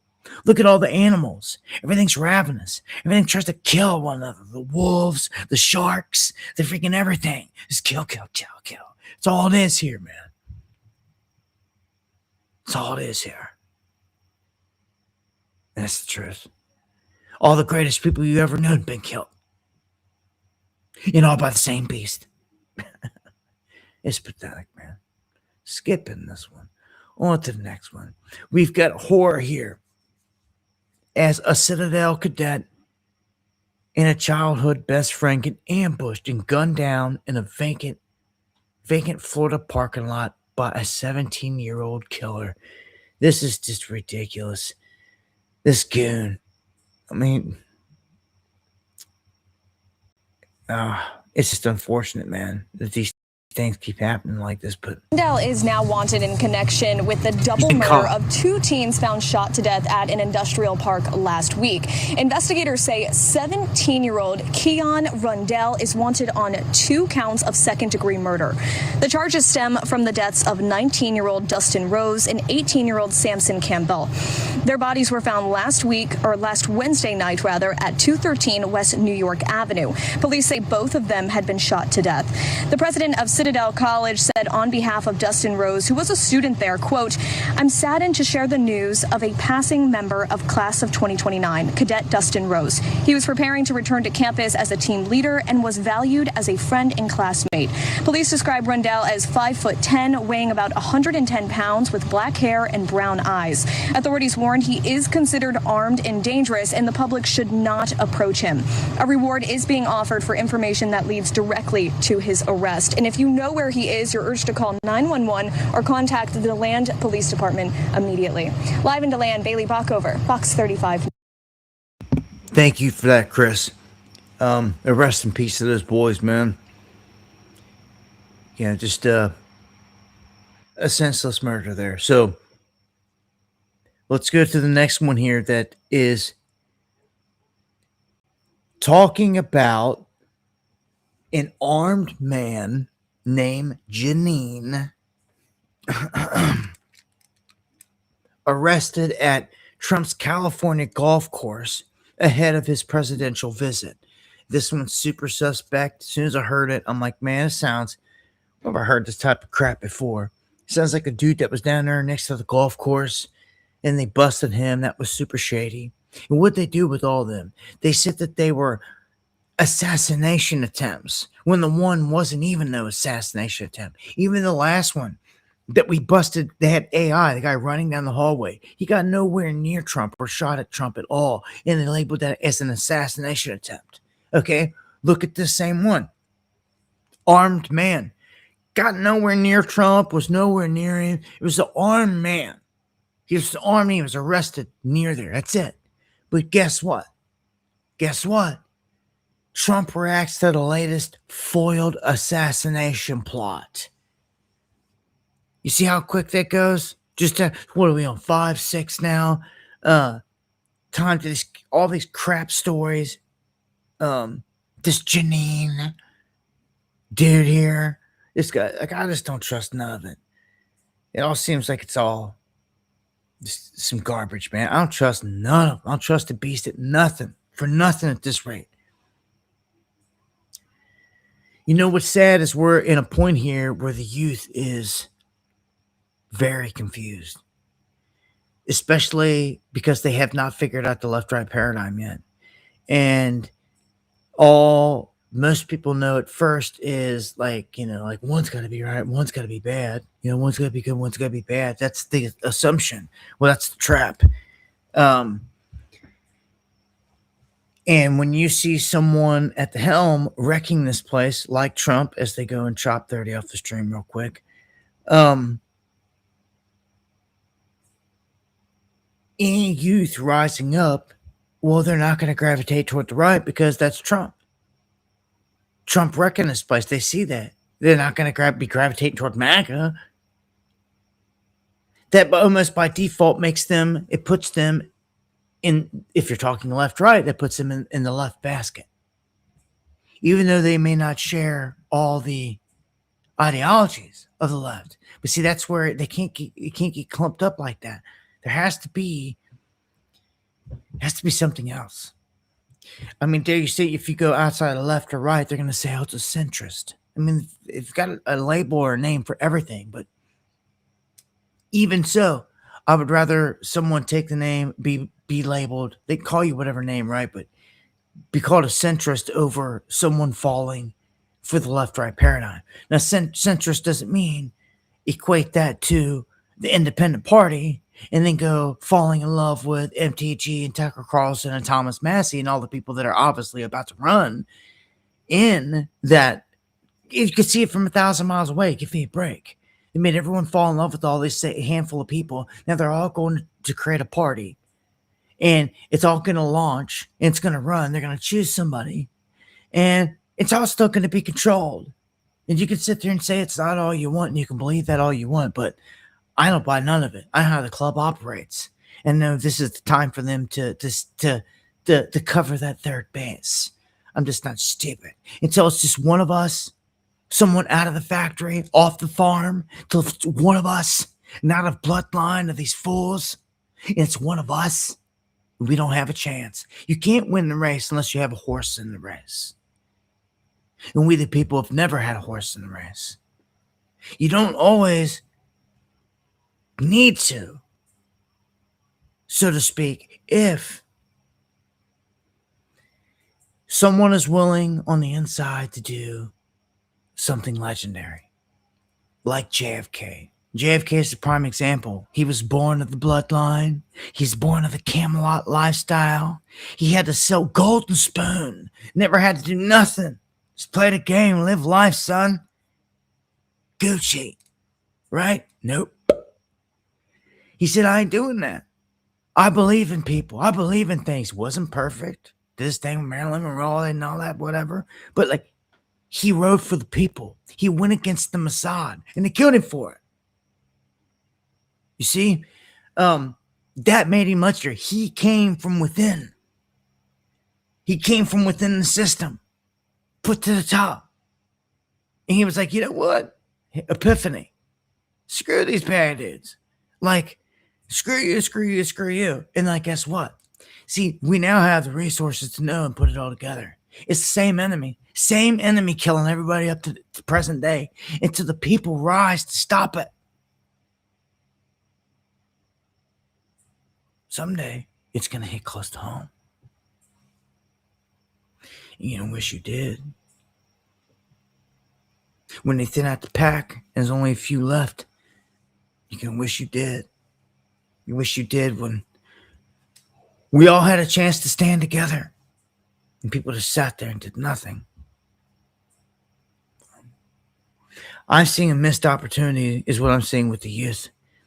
If I had the means, I would go to these places and make it a point, and I would speak to the youth in the streets. I would gather them like an army. I'd go all over these places. And again, if I'm a billionaire, every single street that I walk down, if I see a homeless vet that's sitting there, picking him up and then putting him up in this place. I've said this all before. I'm taking care of this place. I'm leading by example, right? And those vets in this little mansion we're going to put them in, the responsibility will be any youth I send to you. You teach everything that you know, survival wise. Everything they taught you in the military, you teach the youth. And that's what we turn these places into. Get the vets off the streets. Get these places in places where they can connect. Get knowledge into the hands of the youth and give them a chance to fight back the beast. Without having to go and serve the beast and go to war for the beast. And plus utilize, vets and their knowledge and everything else. And connecting the vets with the youth. There's no bigger power move that you could ever do. Connect it like Voltron. Like it would be an explosion. Like they would attack. They would go crazy, insane when they see it. Of course, you go out of their way to try to stop anything like that to ever happen. But again, that's just one simple dream. If I had the money, do it tomorrow, and you could change this whole place. I've said it before. We're lacking a righteous billionaire, a good guy. I mean, there's not a single one out there. Single one leading by example. Very simple. Everything I just said. We got to feed every single person on the planet. Just go start with the homeless vets at that here, if you care, but they don't care. That's why it doesn't happen.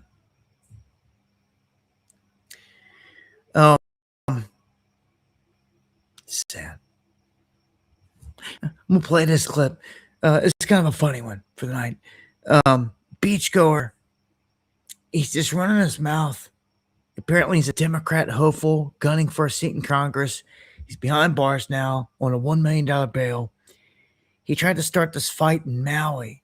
Apparently, it involved a knife, which he threw in the ocean. They later recovered, but you could see he pulled a chair and tried to swing it at this other guy. And the other guy cracked him and knocked him out, laid him out, subdued him before he could get the chair off.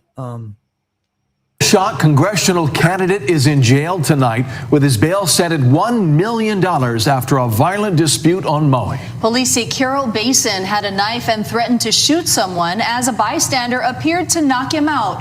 A warning, the video is violent. As they chop down again. Chair thrower. This video, widely shared on HHH News and other social media sites, shows the violent clash on Keavakapu Beach in South Kihei. Wake up. Yeah. What you about, Holly boy? Involving Democratic congressional candidate 40-year-old Carol Basin and a man Saturday afternoon. MPD says it started when a 61-year-old man asked Basin to lower the volume of his music. Basin then allegedly threatened the man and implied he had a firearm and would shoot the victim's wife. Police say a bystander intervened, leading to a brief physical altercation. Basin allegedly armed himself with a knife and threatened multiple people before throwing it into the ocean. It was later recovered. Police arrested Basin for 2 counts of first-degree terroristic threatening. His bail is set at $1 million. Let's be honest, we didn't know who he was before. Danny Stolfi of 808 Viral watched the video but didn't share it. You can't get any better than a congressional candidate in his underwear at the beach, and he's posting in his underwear at the beach. It was pretty comical. The guy was like drunk talking crap, and he just got karma real quick. Those things are it wasn't nothing too crazy. It just got served a little something there. Taken to jail. But I didn't see the part about the knife in the original clips because they didn't mention it, didn't show it. He didn't have a knife. So at some point he had a knife, he threw it. Off to the next one. This one here is, well, it's blaming the government for the death of many people. 4 people, 4 Americans. Will they do what's right here and take the blame for it? I don't know. We had a flight that went down and people were trying to understand, I believe it was back in May. We had a medvac plane crash, killed 4 people in the mountains of New Mexico.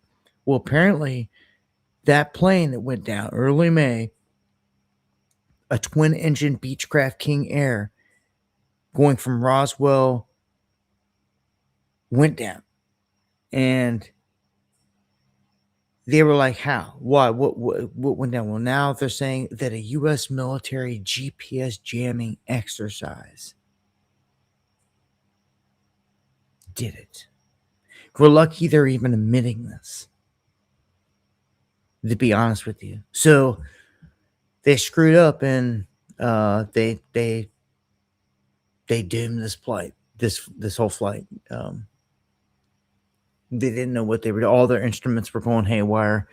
You can imagine that you're just anyone out there and they're dead. And it's exactly what happened.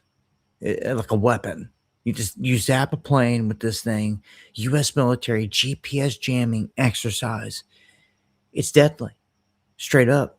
When they got to go, when you got people that are trained solely to use specific instruments to fly or operate something, and they go, they're gone. I mean, sometimes up there in the sky, you can get disoriented straight up. I mean, in certain places, out of the water, reflecting with the sky, everything can kind of blend and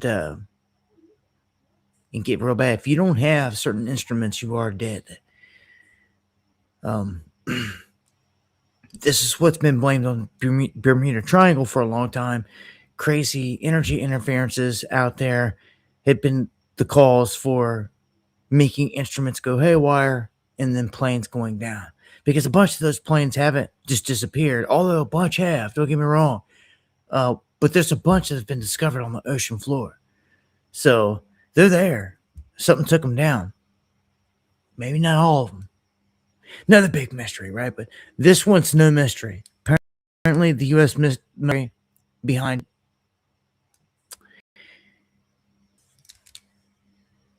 And we've got another here that has multiple people killed in a mass shooting that took place in a North Carolina neighborhood. They say shots rang out around 8:30 a.m. this morning. Prospect Hill. This is in Caswell County, about 45 miles outside of Greensboro. Deputies saying that they responded to the scene. Several people killed. They did not comment further. They said there's no threat to the community. They believe it's an isolated incident. All 3 agencies have since gathered outside the home. No victims have been identified, and there's no information on a possible suspect. It is unclear if the people involved in this deadly shooting knew each other. So we know nothing. Could have been a family thing. We don't know anything at this point. Stealth mode, welcome to the underground. R.I.P. Surely innocent lives taken. Just like this brings me to one of the big stories here. Man, they just like keep chopping. This brings me to one of the big stories here of these influencers that have been getting killed while live streaming. I have reported on about 3 or 4 in the past year, specifically in Mexico. Live streamers, specifically, like influencers. And some of them have been while they were live, which is, it's horrendous. On video, okay? So, unfortunately, I have 2 stories here. In RIP to both of these souls. It looks like the cartel got them. And yes, it's the cartel that got them.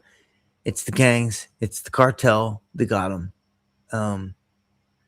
And they pretty much know this in these instances. This guy, Mexican influencer, shot dead while live streaming outside of a fast food restaurant in Sinaloa. Cesar Gastelum, R.I.P., brother. I've got a post that says warning graphic on my X feed. My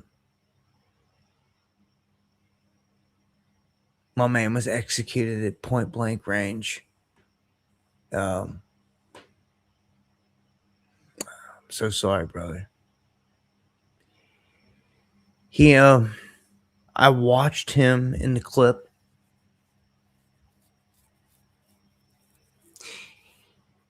A motorcycle went by, and I believe he looked right at him. He looked right at him when they went by the first time. It was almost as if they could sense something. And then I guess at some point that motorcycle circled around, came back, and it pulled right up to him. And like he just kind of stood there and looked at him. And the driver of the motorcycle, there's 2 people on it. Usually the shooter's in the back. They got a driver, they got a shooter on the back. But the driver pulled out the guy in the front, pulled out the gun and shot him right in the head. Shot him right in the head, point blank, right there on stream. You seen every bit of it. Every bit of it. And it's disgusting.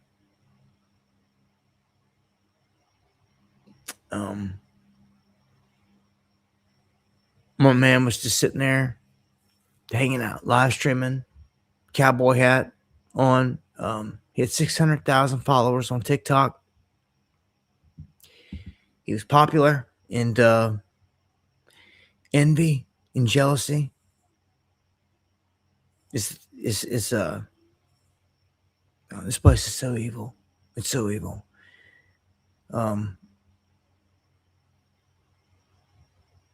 There. All right. Here it is.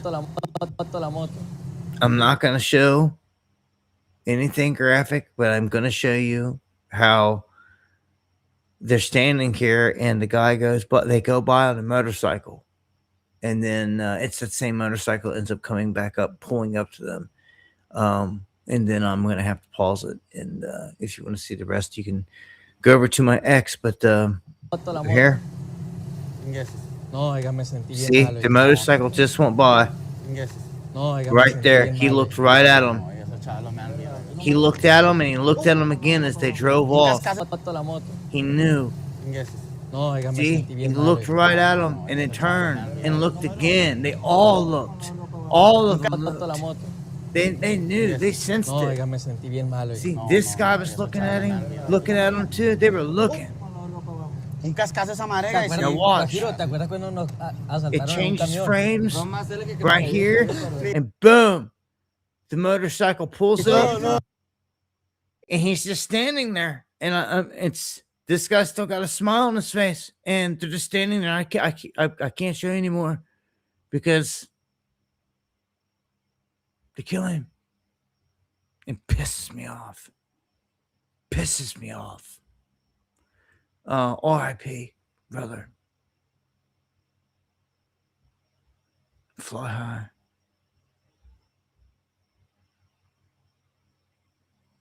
Away from here. On to the next.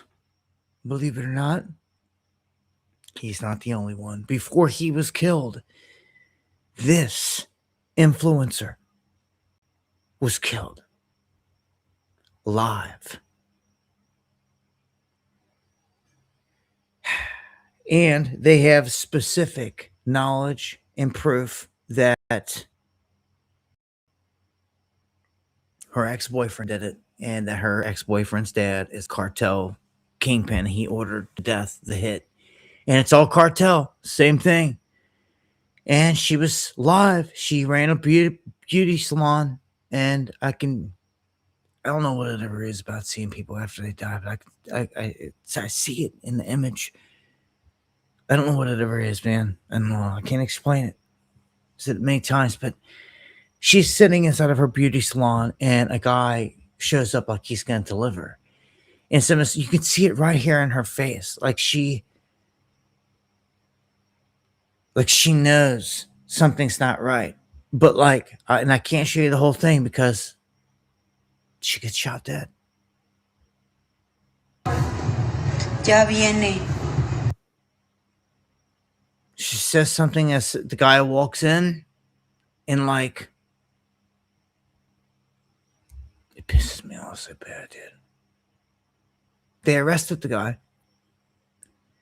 A Mexican cartel boss was arrested for ordering the assassination of Valeria Marquez. His son asked him to arrange the killing following their breakup.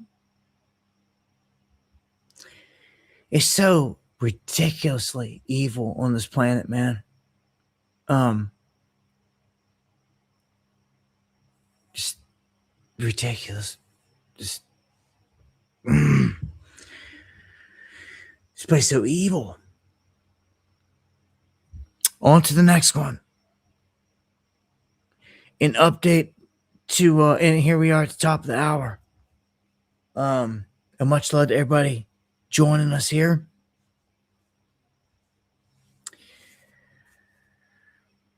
I will all praise to the Most High.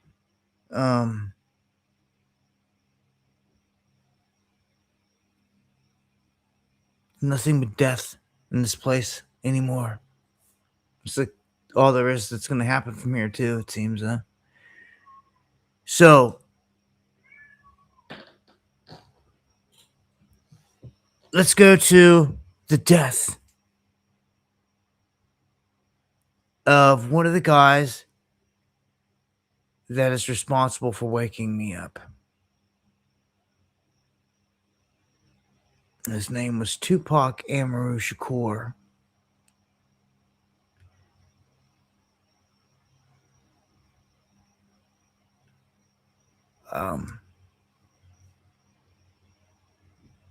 They've killed everybody, man. This is where it started with me in this life, where the beast, they killed people when I was alive all the way up, but it wasn't until Tupac that something changed in me. I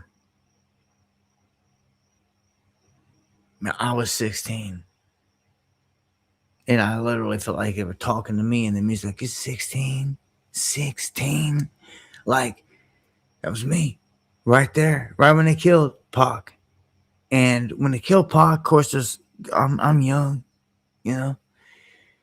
And they played it. They played a game. Death Row, whoever was behind the killing of Tupac Shakur played the game to where they played it to where they made a certain audience believed that Tupac faked his death. It was possibly still alive out there. And all that did was fuel the whole thing and also get, if he's still alive, then he's not dead. Well, if he's not dead, then there's no one to blame for the murder, right? You see there? It deflects. And as a kid, I'm listening to his music, and Pac was planning this. Tupac was planning to go to war. Now, if you're watching Tupac in his early young years, you're not going to see this. You're going to see a more naive individual. It was at the end. He caught on. That was the most crucial part. He caught on. He woke up. He figured it out. He figured it out. And right when he figured it out, they clipped him. Right when he figured it out. They not only killed him, but they killed Biggie too.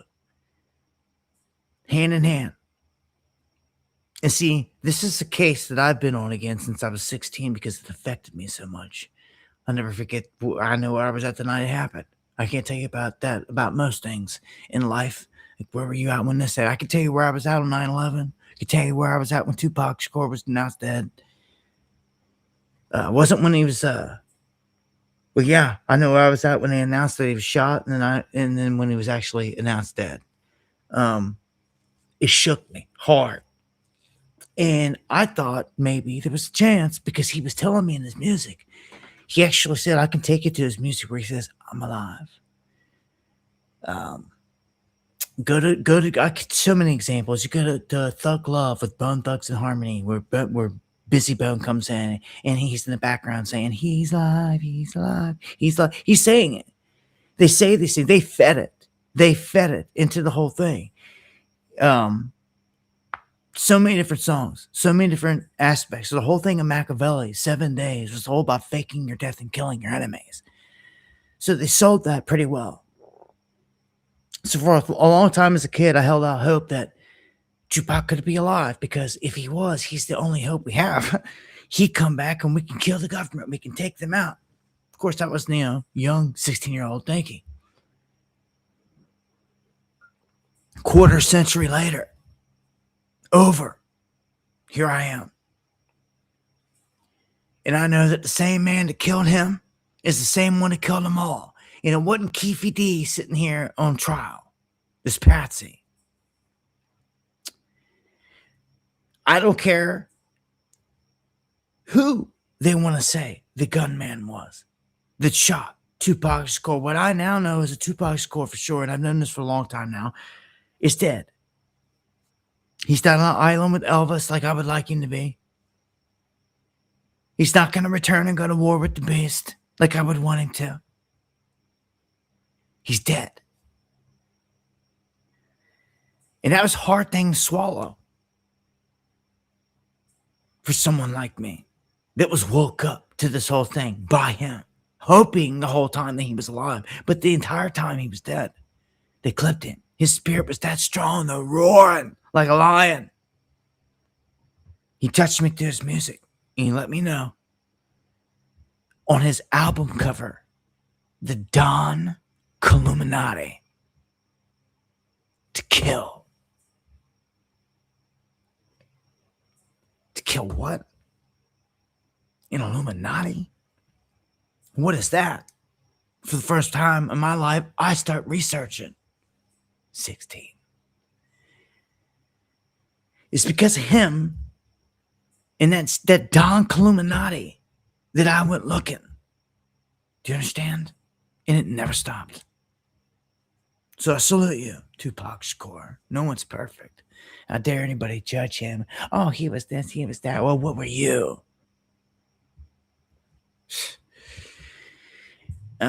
This guy woke up way more than I guarantee anyone listening to me tonight.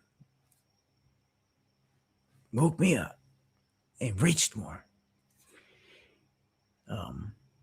And he paid the ultimate price. He knew who was running the game.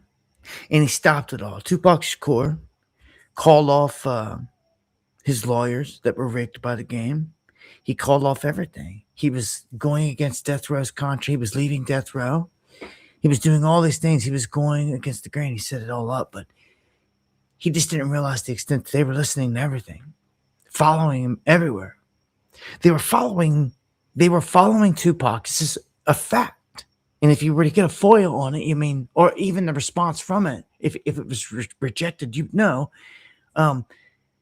Tupac was being tailed by the feds the night he was shot and killed. His own father is on video saying this. Tupac's real dad on camera saying this, pissed off, art of the dialogue. The feds are following them. They were behind him. Why didn't they go chase the Cadillac? Where's their footage? What did they see? It's crickets. Because they did it. They did it. Understand? They were overseeing a hit. And they did the exact same thing with Biggie Smalls. Set up the same way. Had Biggie sitting in shotgun with P. Diddy. And P. Diddy played the role and sacrificed him. And P. Diddy went this whole time running clear and free on this whole thing. And to be honest with you, he still is. He's in jail, right? But set to get out. What's this next one say? Disgraced rap mogul Sean Diddy Combs has his release date postponed because he gets in a prison fight and he gets put into solitary confinement. I still think he can catch a pardon from Trump. There's a good possibility here. He's scheduled to get out by the time the next election goes down anyway. Like, they didn't give him nothing in terms of real trouble for all the stuff he really did. All the rapes, human trafficking. He just got checked, got his card pulled. Kind of similar to Bill Cosby. And Bill Cosby got out, and these guys are willing to go back playing the game, and they get checked, reeled back in, and throw some more money, some more sacrifice down, and you'll get cut loose. They've been kind of teasing that with Harvey Weinstein here and there, but they did it with Bill Cosby. And Diddy's going to be free before you know it. So the only thing he has to fear is he'll ride it out from here, I feel. If he turns on the beast and starts squealing on the beast and all that, which he won't do that from here. He would have already done that, but in my opinion. Yeah. So he'll be free in no time. And the man that has the high connection and all the knowledge of the ritual murders of Tupac and Biggie Shakur will be free. Unless some bit of righteousness actually is bestowed upon this world, and he's actually charged in the murders, because he did cut a check. I could go on and on and on about the murders of Tupac and Biggie like all night, but we got other stuff we got to cover here. I could talk about that for an hour in itself, more. It deserves it. They're unsolved murders, and I know who did it. And I told you. It's just that simple. It's just that simple. I don't need a trigger man. I don't need that. We'll get lost in the smoke. I'm stupid. Take a step back. The same hand ordered all the hits. That's what I'm concerned about. That's the real killer. And they're still running free. It's a mafia. Mob. Whatever you want to call it. And look at this. You get Lindsey Graham.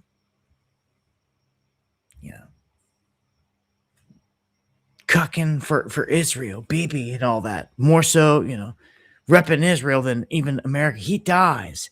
And they replace him with his sister. Not even like, I don't know. It's just nuts. Some people are like, they can't believe that. How's that even possible? Don't you have to have some kind of credentials? Like something like be in the game? Just go to like dude's sister? Like, hey, when Trump says, I want this, I want that, like, it goes. And if anyone wants to contest it, you got to take them to court. And it takes time for that. And then you got to beat them in court. That's how they play. That's how they play. Do you understand that? And if you ain't even got the money to go to court with them. That's where they get. It's where they wind you down, wear you out. You see? Well, Darlene Graham stumbles out of the gate to bid for Lindsay's Senate seat. Apparently, people just ain't accepting. People see it. We're going to keep talking about it. Here's a crazy one.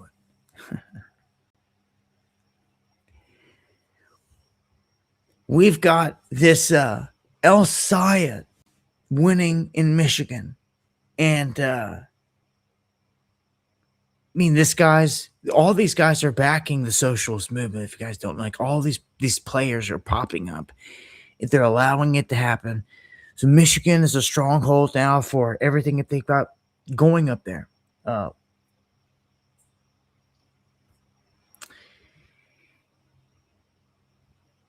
This guy here, I'm going to play this clip right here. It explains the whole situation so that you know what's going on here with it. Spent 11-1 in this primary race. Republicans now see that as more winnable. This is the candidate they wanted. They're going to throw a ton of money at this to try to flip this seat. So I think people who are looking at this, particularly some Democrats who I've talked to, who are hoping that he will moderate some of his positions. I think one of the key ones to point to that he is not going to, you just heard him talking about Israel, and I want to tell you really quickly, as I was getting on the plane this morning, a guy who is a big fan of MS Now said to me, I'm anxious to see who wins. And I said, oh, did you vote? And he said, yes, I voted for Haley Stevens. And I said, oh, why? And he said, well, because of Israel, and I don't like the position that Abdul Sayed has on Israel. And in fact, if he wins, I will be voting for Mike Rogers. And you could not get more far apart, right, from two candidates than Mike Rogers and even Haley Stevens. But it's going to be interesting to listen to that, because this has been a primary conversation within this campaign. A campaign, though, that they clearly are celebrating. They have won. But let's be clear, while this is a... So you can see who this guy is here, because you're going to be hearing more and more of him in terms of the Democrats and all the stuff going on from here. So yeah, this was just like when Mom Donnie stepped up in New York. You're going to start to hear more and more. Well, this guy, they're clowning him here in this clip because he says that when he opens up his feed, he keeps seeing OnlyFans models on Instagram, and he's trying to say that the algorithm's making it happen, but then they're flipping it on him, trying to say you're an idiot, that like it's showing you OnlyFans models because that's what you were looking at. That's what you were looking for. Trying to say that he's a perv, that it's the algorithm adapts to what you like, what you want, so it's showing you what you were looking at. But that's not always the case. That's not always the case, because there's crap fed into feeds all the time. So that's a double-edged sword right there. But yeah, either way, they're attacking him on it. And I don't even think his clip plays. None of the Rumble clips. I was going to play it there, but none of the Rumble clips play over on the pundit. And they're pointing out here, I'm going to switch gears and jump into the last segment here on war. We saw an invasion into these Spanish areas, and they're saying another one can happen. Most of these cats were sent there and they went back. They went back home. And now they're saying they're going to pack them back. They're going to send another wave. Humans are being used left and right all across the place here, man. And Iran. Let's just look at this. They're saying Iran and Hormuz agree to a route. But this is the thing. This is Oman. Tehran is saying they're claiming victory, and they say that this whole deal has nothing to do with the United States. So it's still very like they're taking the road like they won, like in all this anyway. It doesn't matter what Trump says or tries to save face. There's no deal with the U.S. At some point, Trump's going to have to declare, and just lick his wounds that they lost in this because they're not coming in. They're not getting any of their nuclear components. It's not going to happen. I'm going to tell you now.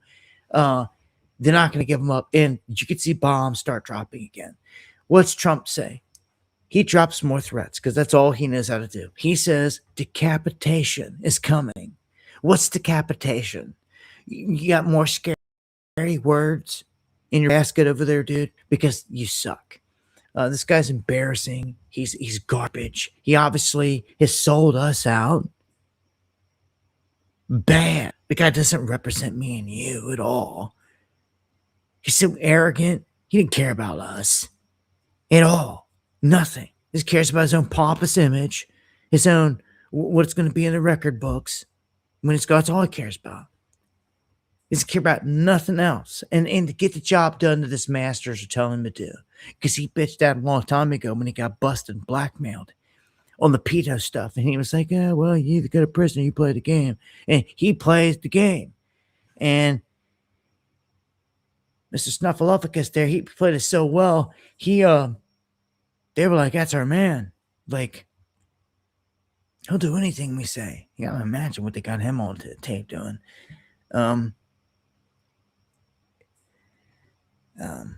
I don't know, man. This did bad news for the country. I see a reset coming, and it has to do with all this. I also warned you, outside of Hormuz is the Strait of Tears. It's not talked about a lot, but it's called the Strait of Tears for a reason, because once they shut that down, it's really on, well, here we go. Second foreign vessel attacks within hours. And the Houthis are doing this. They're calling it a siege for siege blockade, and this is major. When they shut this down and we still have Hormuz shut down, dude, it's game over. It's so game over. You better have a plan. As I said before, the diesel's drying up. All the CEOs have already warned you. Like, we're past the 4 weeks Trump even warned you about. We're in uncharted territory. The U.S. expanding a strategic foothold on the Somali coast. Why? Because of what I just showed you. Yemen. And the whole thing right there. So this is war on both fronts, Persian Gulf and the Red Sea, right there. The Strait of Tears and Strait of Hormuz. It's major. Like, this is world war, man. It really is. Like, all the war fronts, all the everything is there. Really what happens in this next move is I feel really critical. We've come all this way, high point of summer, dog days, and you enter this window of war. They're in it. Will they skip it? I doubt it. The only problem is that, well, for Israel and the U.S. is that they're going to get hit. Like, they cannot stop hypersonics yet. No one can. And unless they're ready to display that, they're going to take some shots. Tehran's going to get hit again. Obviously, it's going to get bombarded big time. Who knows what they're going to hit? Trump was even saying, screw it. We'll hit civilian power plants. It's like, dude, every time you threaten that, it's humanitarian stuff. It's war crimes, you fool. And like somebody in his staff has to remind him. Again, when he's not on teleprompter, he says these things. It's crazy. Like, it's nothing but open threats all over the place. We'll see. Like, we're in a 24, 36-hour window here, which I really think is fluid. Friday is a day they always like to start striking. So, like, from here into Friday morning, we're just going to be watching tomorrow, Friday, leading up to the weekend, all the talk and what they're saying. Because it's already not looking good. And look at this. The Pentagon is crowdsourcing. They're trying to find ideas from the crowd, from the people out there, ideas to pressure Iran. That is how out of options they are. That's crazy. It's embarrassing again. I can't believe it. crowdsourcing creative, unconventional ideas to pressure Iran. And I'm sure to try to garner some sympathy or something for the whole thing. Ukraine, still back and forth. Remember, they said that they want to end this by winter. I don't see that happening. I see these things ramping up until like something big ends it. And it's tit for tat with China. I told you earlier, time after time, story after story, that there's an issue with China and all the technology. With this one, goes with it. And it's with drones. Tit for tat. What do you do with all the drones that are already here? Chinese components, do they become obsolete? Because if you go into war, then all DJI drones have to be grounded. They all have to be everything. All of it. Because anyone that's not can just be taken over in a second and flown into anything. It doesn't have to have a bomb or anything connected to it. You could fly a DJI drone straight into somebody and chop them up and hurt them bad. Trust me, I know. Well, does anybody even really care? This brings me to my final piece here tonight, my final thought. People don't care. Not you, okay? People in general, they don't care. You know this, though. Majority of society just doesn't care. They turn a cheek. If it doesn't directly affect them at the present moment, they don't care. I think that just really simply sums it up where we're at. And it's sad because people can be getting genocided and we should sit there and show you and they don't care. I put a post out there today on X and I basically said, you know, it's pretty bad when, see if I can find it here. The analytics of the site on X shows how pathetic some people are. We're in an information war. As I put here, hundreds, thousands, even millions of people see posts. And I wasn't even talking about my posts. You could look at anyone, and I put an image up here as an example. One that had 1.4 million people see the post.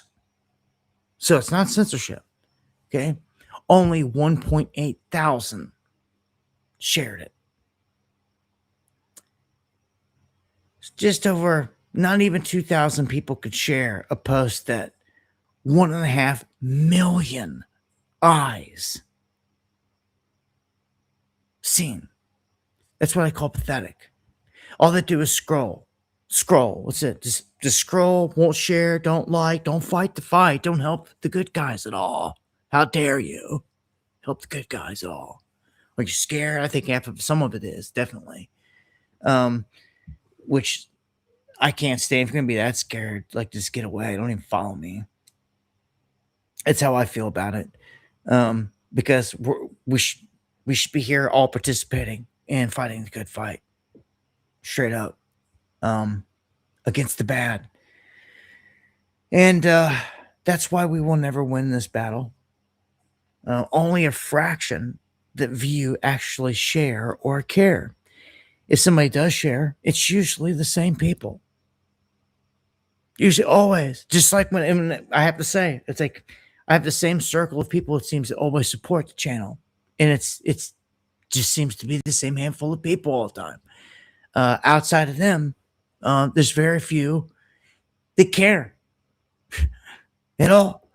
Everyone just wants to watch and scroll. Entertainment, that's all it ever is. But it's only the few that share that actually fight the fight. So I salute you. As I said here, all of you out there that do, a much love. It's appreciated to the fullest. We're going to get nowhere without fighting the fight. We're going to need each other. Everyone is sitting there like a bump on a log, not doing anything, isn't going to get us anywhere.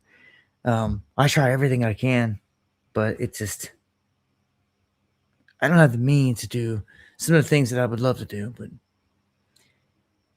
I don't know. I'll be honest with you. I've had some people out there put some things in my ear and in my head, promising me some things here. And much love, Stealth. Much love, Pure Bloods. Salutes. Welcome to the underground again. Just let's put it this way. I had some people made me think that they were going to come through and back and make it some things happen where just make some things happen. And I ain't heard nothing. It's been crickets. So I don't know. I don't know what to say. I'm gonna give it a little bit more time. We'll see what happens, and then we'll switch up gears. I have another new monthly supporter, Deanne.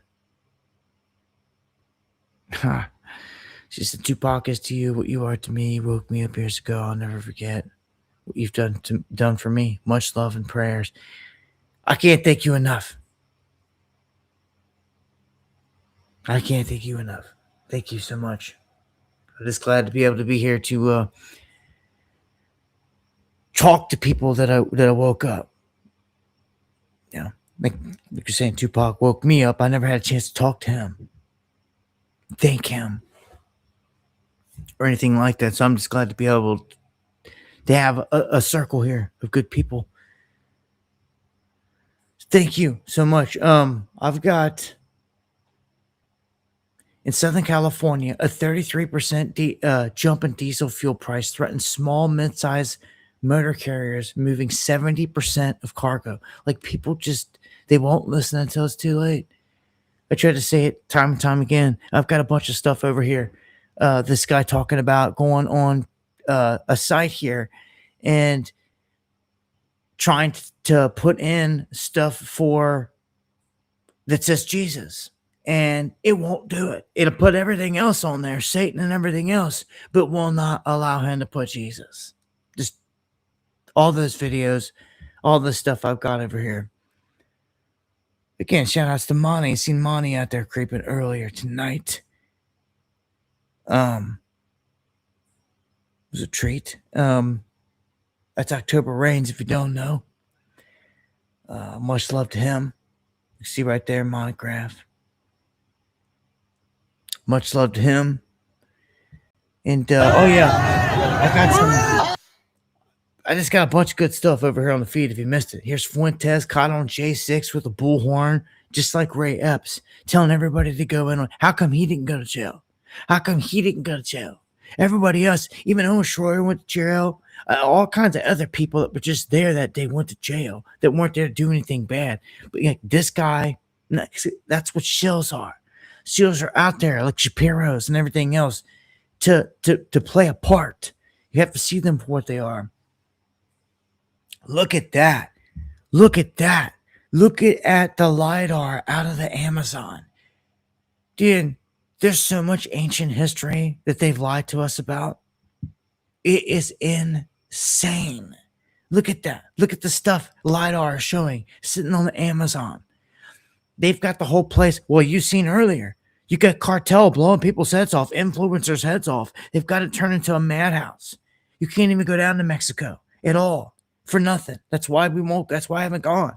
I would go on like I go on an expedition in Mexico for a long time.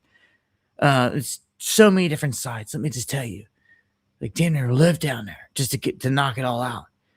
And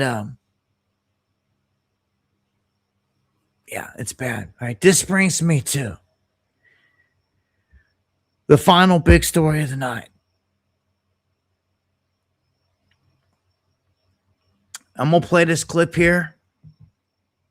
My man Joe Feltz, he's dead. If you guys don't know, and if you never heard of Joe been out here fighting the good fight.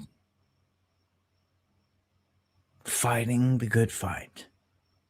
And he does something that I like. he took it a step further than anyone else that I know. Like, I like to get my hands on old books. You know, you're at the art sale and you see an 1800 book, snatch it up. Especially if it's like an old Bible, old Apocrypha, anything. Oh, you just never know what could be in it. Anything. It's always worth it. It doesn't matter.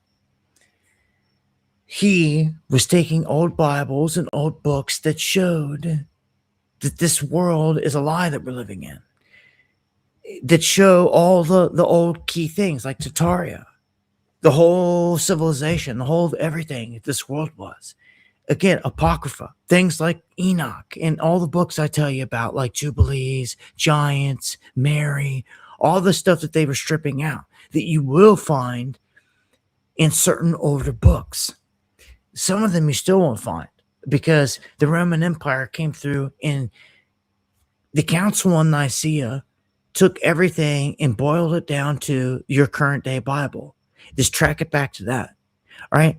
They were not able to do that in Ethiopia, which is why, one of the only reason why, that we have record that lasted so long, because Ethiopia, when the conquest was happening, they actually won their war. They beat the Italians. They conquered them. When the Italians tried to come into the country and beat them and take them over, as Rome was on this massive conquest globally, and the Italians were with them, they won their fight. They actually beat them back. And because of that lone fact, Ethiopia became a haven. They held on to all the ancient scripture for 1,000 years before anyone else came back and realized that it had been like wiped out of all these other places. This word comes to Nag Hammadi. Nag Hammadi, in the scrolls, you know, the jar broke out in the desert, Dead Sea Scrolls and all that. They rebuffed. They just showed a different account that, here it was again. These stories were real and they were ancient. And they were kept hidden. So all of Enoch is super special. Parables is, all the parables in it are like trying to tell you something. I'm telling you that they're telling you the way out is what it tells you. It tells you the true way. I mean, Enoch went into great detail about how everything worked, where the souls go afterwards, the structure of the whole thing, everything. They didn't want you to know that, because the moment that you know all these things, you realize you don't need some guy on the pulpit at a church controlling you, or a church at all, a Vatican trying to control anything. That, just as Jesus said, the kingdom of God is within you. If you would only listen. That is what they want no one to know. And when you go searching and you want the way out, you surely do, and you go searching, you go digging. And it's to be found in this ancient, well, none of it's ancient, but like older books. That's why they burnt Alexandria. They burnt libraries. They tried to take this stuff out, but you couldn't burn the clay tablets, right? And all this other stuff. Well, Joe knew this. Joe specialized specifically here in the end. And he was about to do a massive drop. There was about to be this huge thing he was going to do. And of course, right before it happens, he's dead. He's found dead.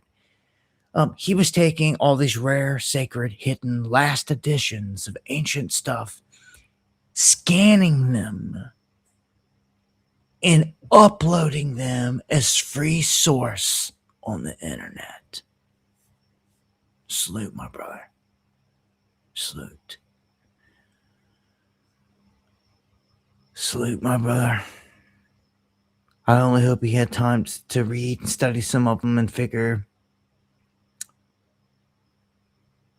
a good portion out, because the whole thing is to not come back in here, and that means that you're not going to see a lot of the people that you know and you met in this life again. Unfortunately, it's a sad thing.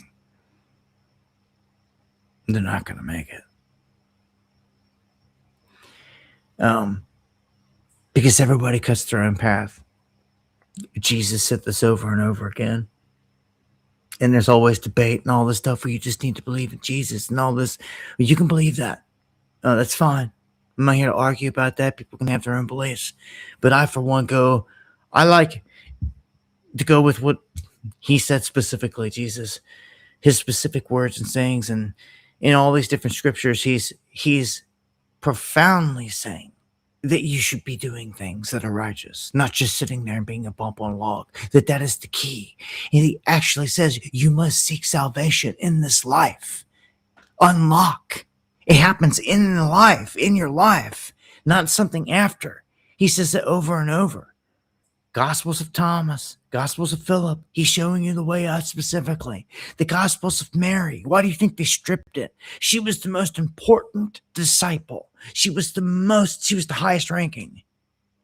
And the guys couldn't have that. So they called her a prostitute, knocked her to the side. You want some truth? You want the real deal? Okay?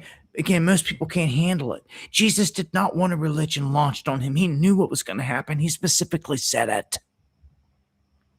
He wanted people to know the way. Okay? That's why he hid it in parables. What did he hide in parables? Well, I know. Some of you know now because you've been listening. But he did it time and time again. And it's the way out. Over and over, when every single little parable, allegory, which is a story within a story hidden to show you something, points to the same thing every time. It's pretty obvious. He's trying to show you something. There it is. He had to hide it. The Messiah had to hide it. Do you understand? Is this real? This is why they executed people and went and burned people. Okay, these people are evil. Think about it. They're not going to burn their own kind. They're not going to burn an evil witch for doing this or nothing. No, they were burning people that knew the way out. Do you understand? Get with it. They were killing people like us. Pneumatics. That's what they were doing. And he tried to stomp this out and control it all. And they even used Jesus as a Yeshua. Romans even converted the name and used the name Jesus because it equated to the Son. All of this. It was all formed and fashioned off of his back. But not to take away from it. Just to distort it. You can't try to be a representative of him like the Vatican does, if you ask me. I mean, they are the, that's why I said, those that say they are of, but they are not of the Jews. They are of the synagogue. But Satan, I think he said it pretty clear, didn't he? I think he said it pretty clear. I think he did. All praise to the Most High. All the warnings were there. I'm just telling you that the way out was hidden over and over and over again. If you really want it, it's right there. It's not that hidden anymore. It is. Like, you're going to be like, okay, you know that he hid stuff in the parables. You're going to go looking, reading parables. But do you know the code? Do you know how to decipher those parables? Because there is a code. There's a codex. If you have the codex, you can decipher all of it. Because everything was allegory, just like wrestling with the tiger, walking down the path, the whole story of Samson and the whole battling with tiger. That was not a real story. It's a story. It was an allegory. What was the allegory? Of you overcoming and mastering yourself, wrestling and overcoming your desires, you mastering the 5 senses of your body, of mastering the soul. It's what it was hidden over and over again. But what do you know about that? Joe was right there on this path. He knew it. And all this that he was putting out there was the goods, man. It was gonna. If you really wanting to know something, I mean, this was leading. Let me see what else this says. Many of the books he put out here was original Masonic books and Bibles. The 1812 Bible includes the book of Esdras, Wisdom of Solomon, Apocrypha, Psalms, Lost Books of the Bible, Conversations on the Bible, Encyclopedia of Witchcraft and Demonology, which, let me tell you, you hear about that, you're like, oh, well, I'll pass on that. Like, then go woo in the corner and quiver like a coward. Because I'm going to take it, I'm going to read every word. I'm going to chew the meat and spit out the bone. Does that mean I'm going to be worshiping devils and all this? No. People are ignorant, scared of their own shadow. I'm going to see what they're doing. I'm going to see how the whole thing operates, how the whole legion works, and I'm going to know instead of being a scared bitch about the whole thing. That's what you do. Being freaking scared. Understand it, study it, know it for what it is. You don't have to go casting circles and calling upon demons, but you should know how it works. And shout out to you, Joe. Much love, salutes, brother. Fly high again, man. I hope he didn't go toward that light trap. And hopefully he figured that much out.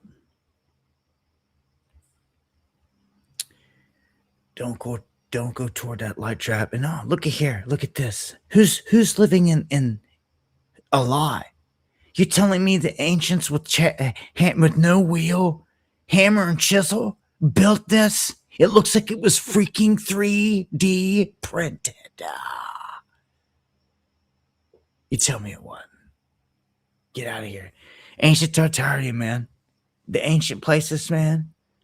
The system of this planet, we need to return to it. They've destroyed most of it, dismantled most of it, but it was healing. It was a true nature. This place is so evil. I say it all the time. It's so evil. Like, why would you ever want to be here? But if you cycled in at a time where this place was actually set up vibrant, it would be a whole different ball game, so to speak. But this, it's so evil that the experience is, it's not one worth experiencing. And every time a soul leaves, they say the same thing. We're not going back in. We don't want to go back in there. They did this right before the flood. And God heard the prayers. And he wiped the place out because of it.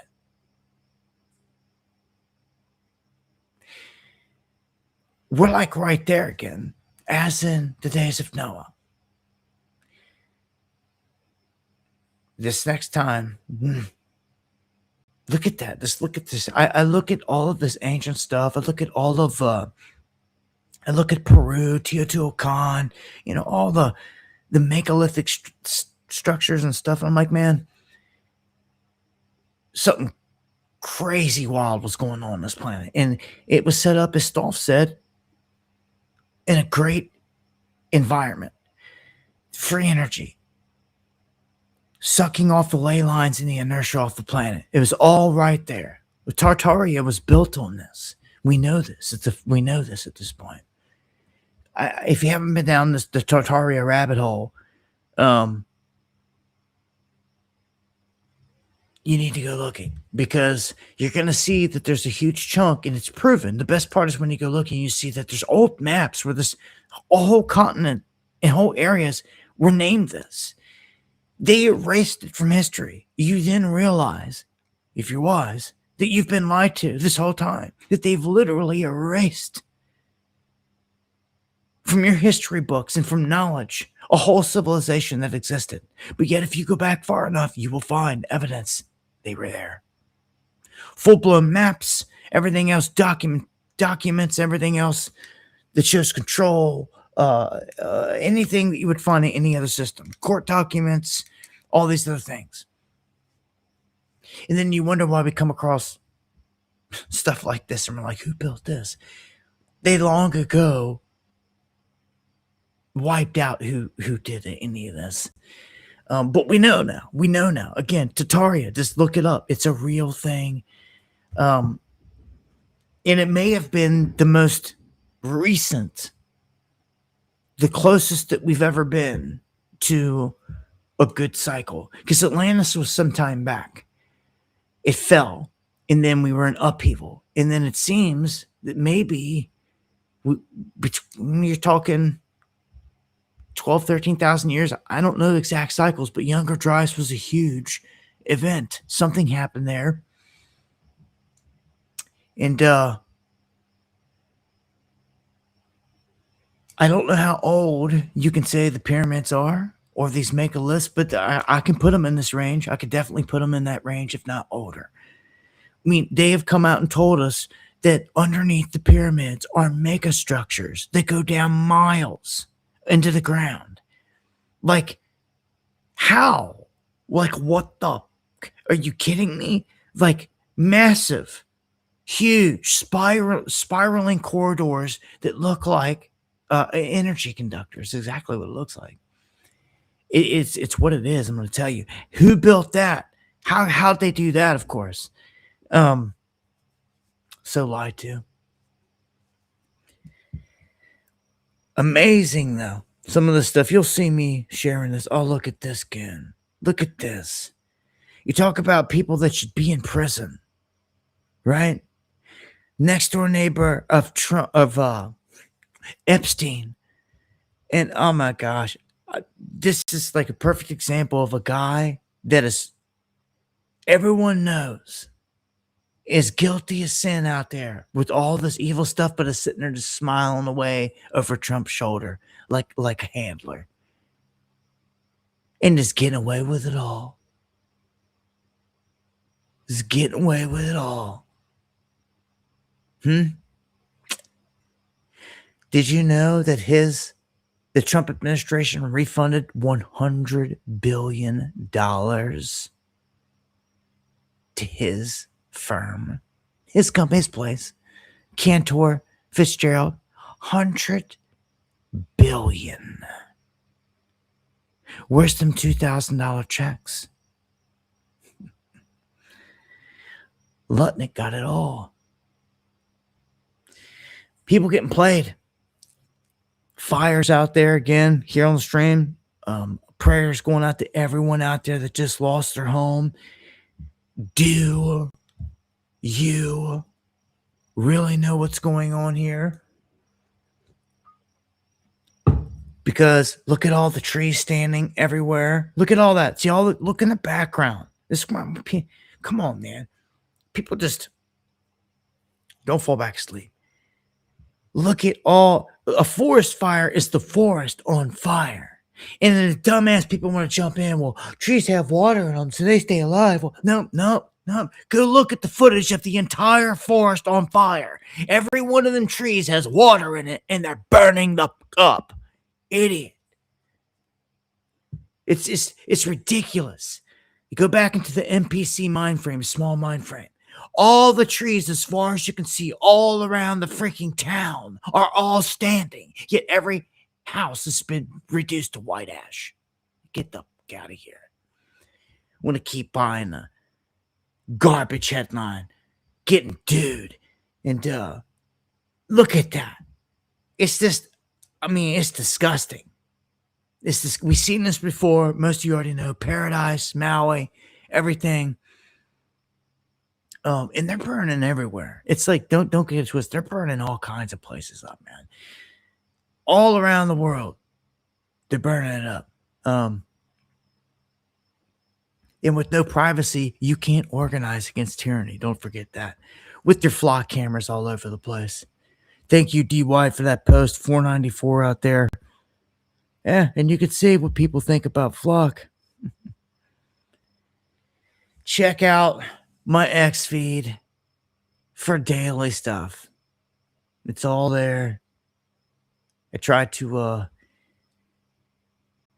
make sure that I let you know if there's anything graphic. Again, R.I.P. Joe. Oh, and I'm gonna play this whole clip. I didn't I talked about him. I didn't play the clip. I'm gonna play this whole clip here of Joe. It's a couple minutes long here, and rightfully so. R.I.P. brother, and thank you for fighting the good fight, Joe. This is the deepest rabbit hole on planet Earth. I've compiled a collection of Bibles that spans 90 years. And just let me say this. I have to say this here because he points out how helicopters have been surrounding him. It's exactly what's happening to me. This is the deepest rabbit hole on planet Earth. I've compiled a collection of Bibles that spans 90 years of history. 3 contain the Apocrypha, Bush-owned family Bible, 1812. German Bible containing the Apocrypha, 1878. The newest edition of my collection, nobody's seen this one yet, an 1884 Catholic Bible, the first one in my collection, full of newspaper clippings. This is also a reference Bible with an entire section of information not You got a found in good the normal collection. Bible. And then my favorite is this 1895 print, another reference Bible that contains biographies of the biblical translators. These books contain a ton of truth, but it's not all the truth, so I expanded my collection. These are the books that are going in my digital library. Ancient Magic, Magnetism, and Psychic Forces, L.H. Anderson, 1895. History of the Jew, Henry Mark Millman, 1866. History of Freemasonry and Concordant Orders by a Board of Directors, 1891. This one's going to be interesting. Taoist Yoga, Chi Su, 1980s. 17 Remarkable Vignettes in Papua New Guinea. My dad's book about his missionary work in Papua New Guinea. Heroes of European History, Louise Creighton, 1907. Another new edition. Physics and Physiology of Spiritualism, William Hammond, 1871. Am I a Jew or Gentile? Thomas Davies, 1893. The History of Freemasonry, Daniel MacDonald, 1898. The Earliest Gospel, Frederick Grant, 1943. Conversations on the Bible, Enoch Pond, 1889. Magnetism and Electricity, a lab manual by W.M.S. Webb, M.N. States, 1930. 2-volume set, Original Teaching of Zoroaster, Marion Crawford, 1885. Given to me by a 33-degree Freemason, this is the Holman Bible, which is translated from ancient Eastern manuscripts.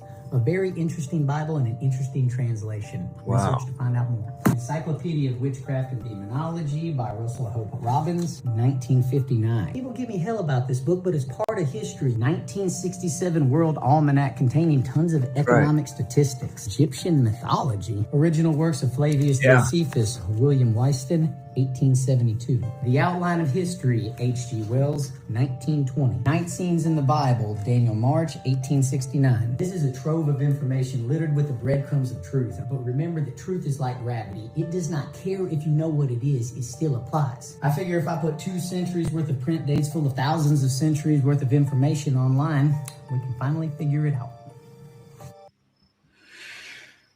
R.I.P. Joe. R.I.P. Salutes, man. Anyone else want to pick up where he left off and fight the fight? We're going to need it. I'm sure it looked like he had a great collection going there. He'll be missed, man. So it's been a long one tonight, man. It brings me to the end here. Man. Yeah, we got 3 hours. Zip by just like that. And I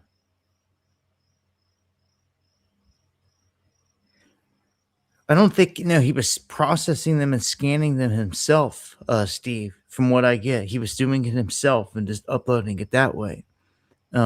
Which you use a scanner. You got to do it. It's a painstaking process. You're going to have to page by page scan it unless you send it off somebody, even though someone has got to open it and scan every page, right? Every single page has to be scanned. I mean, there's no other way around it. Yeah, he died. And some people are saying that it's all messed up. So all I can do is, it's one of them situations around Joe where I'm still gathering information. As I get more, I will definitely update. Yeah, there are good book scanners out there. And from what I was hearing and reading, that's what he was doing. Who knows which books of his were missing? Doesn't it raise a ton of questions? It definitely does.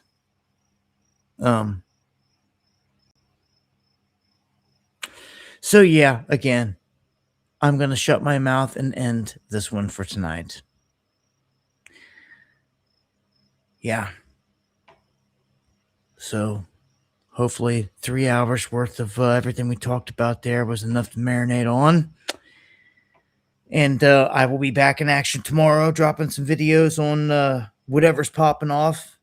So if you're new to the channel, make sure you're stopping in daily over here on YouTube, just checking the channel. Most people just got to get into the habit of just checking my channel. You won't get a notification. You just won't. Most people don't. But if you stop in, you'll see that I've got a video loaded up. I try to get one posted every day between 12 and 1, and then something else popping off later in the day, and to try to stay on top of any major action popping off. And of course, on X, anything that's popping off, I can retweet and post real quick. You'll find over there. Can't stress that enough. Even if you don't care for X, it's a good news aggregate spot. If you want to get the news the quickest, it's going to be there. If a nuke just went off somewhere on the planet, the first people they're going to see and hear about it, they're going to be on X. You think about that? They're going to be on X, and you're going to be like, I promise you. You think you're going to hear it on the radio quicker? Garbage. You think on TV? Garbage. It will be X. It happens within seconds and minutes. And everything that goes on air has to be approved and all this other stuff anyway. X is breaking the second it happens off of an account. And the moment it happens, it happens. Someone on YouTube I'd have to shoot a video, take time, get the information, record the video, upload the video, let it process, go through all that, and then post it just for people to see it through YouTube. And that's through any Rumble, that's through any service like that. So, another monthly supporter. Wow. Eon. Oh, insane. Coming in, man. I appreciate that. $35 a month supporter. Wow. That's the legendary Eon. It's so good to see you there, and I appreciate that to the fullest. Much love.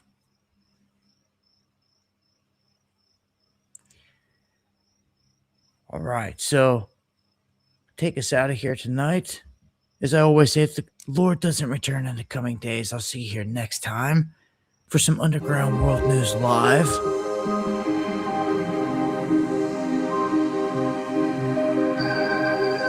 Much love. God bless. Stay safe. Stay fighting a good fight. Yeah.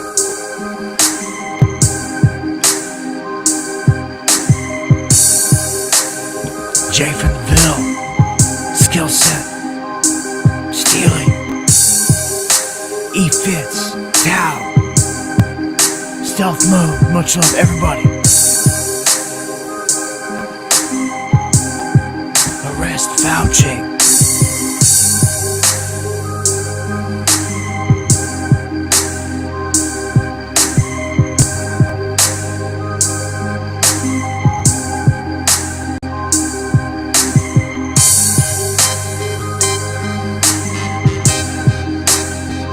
Honey Kevin, Steve, Deanne, Meaningless, Reaper, Tiffany, Alana.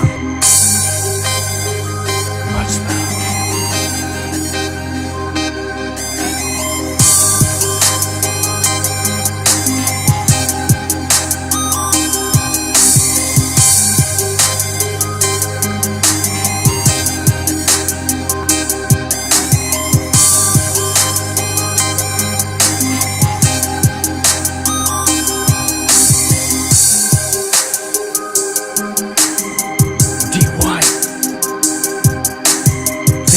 Everything, my brother.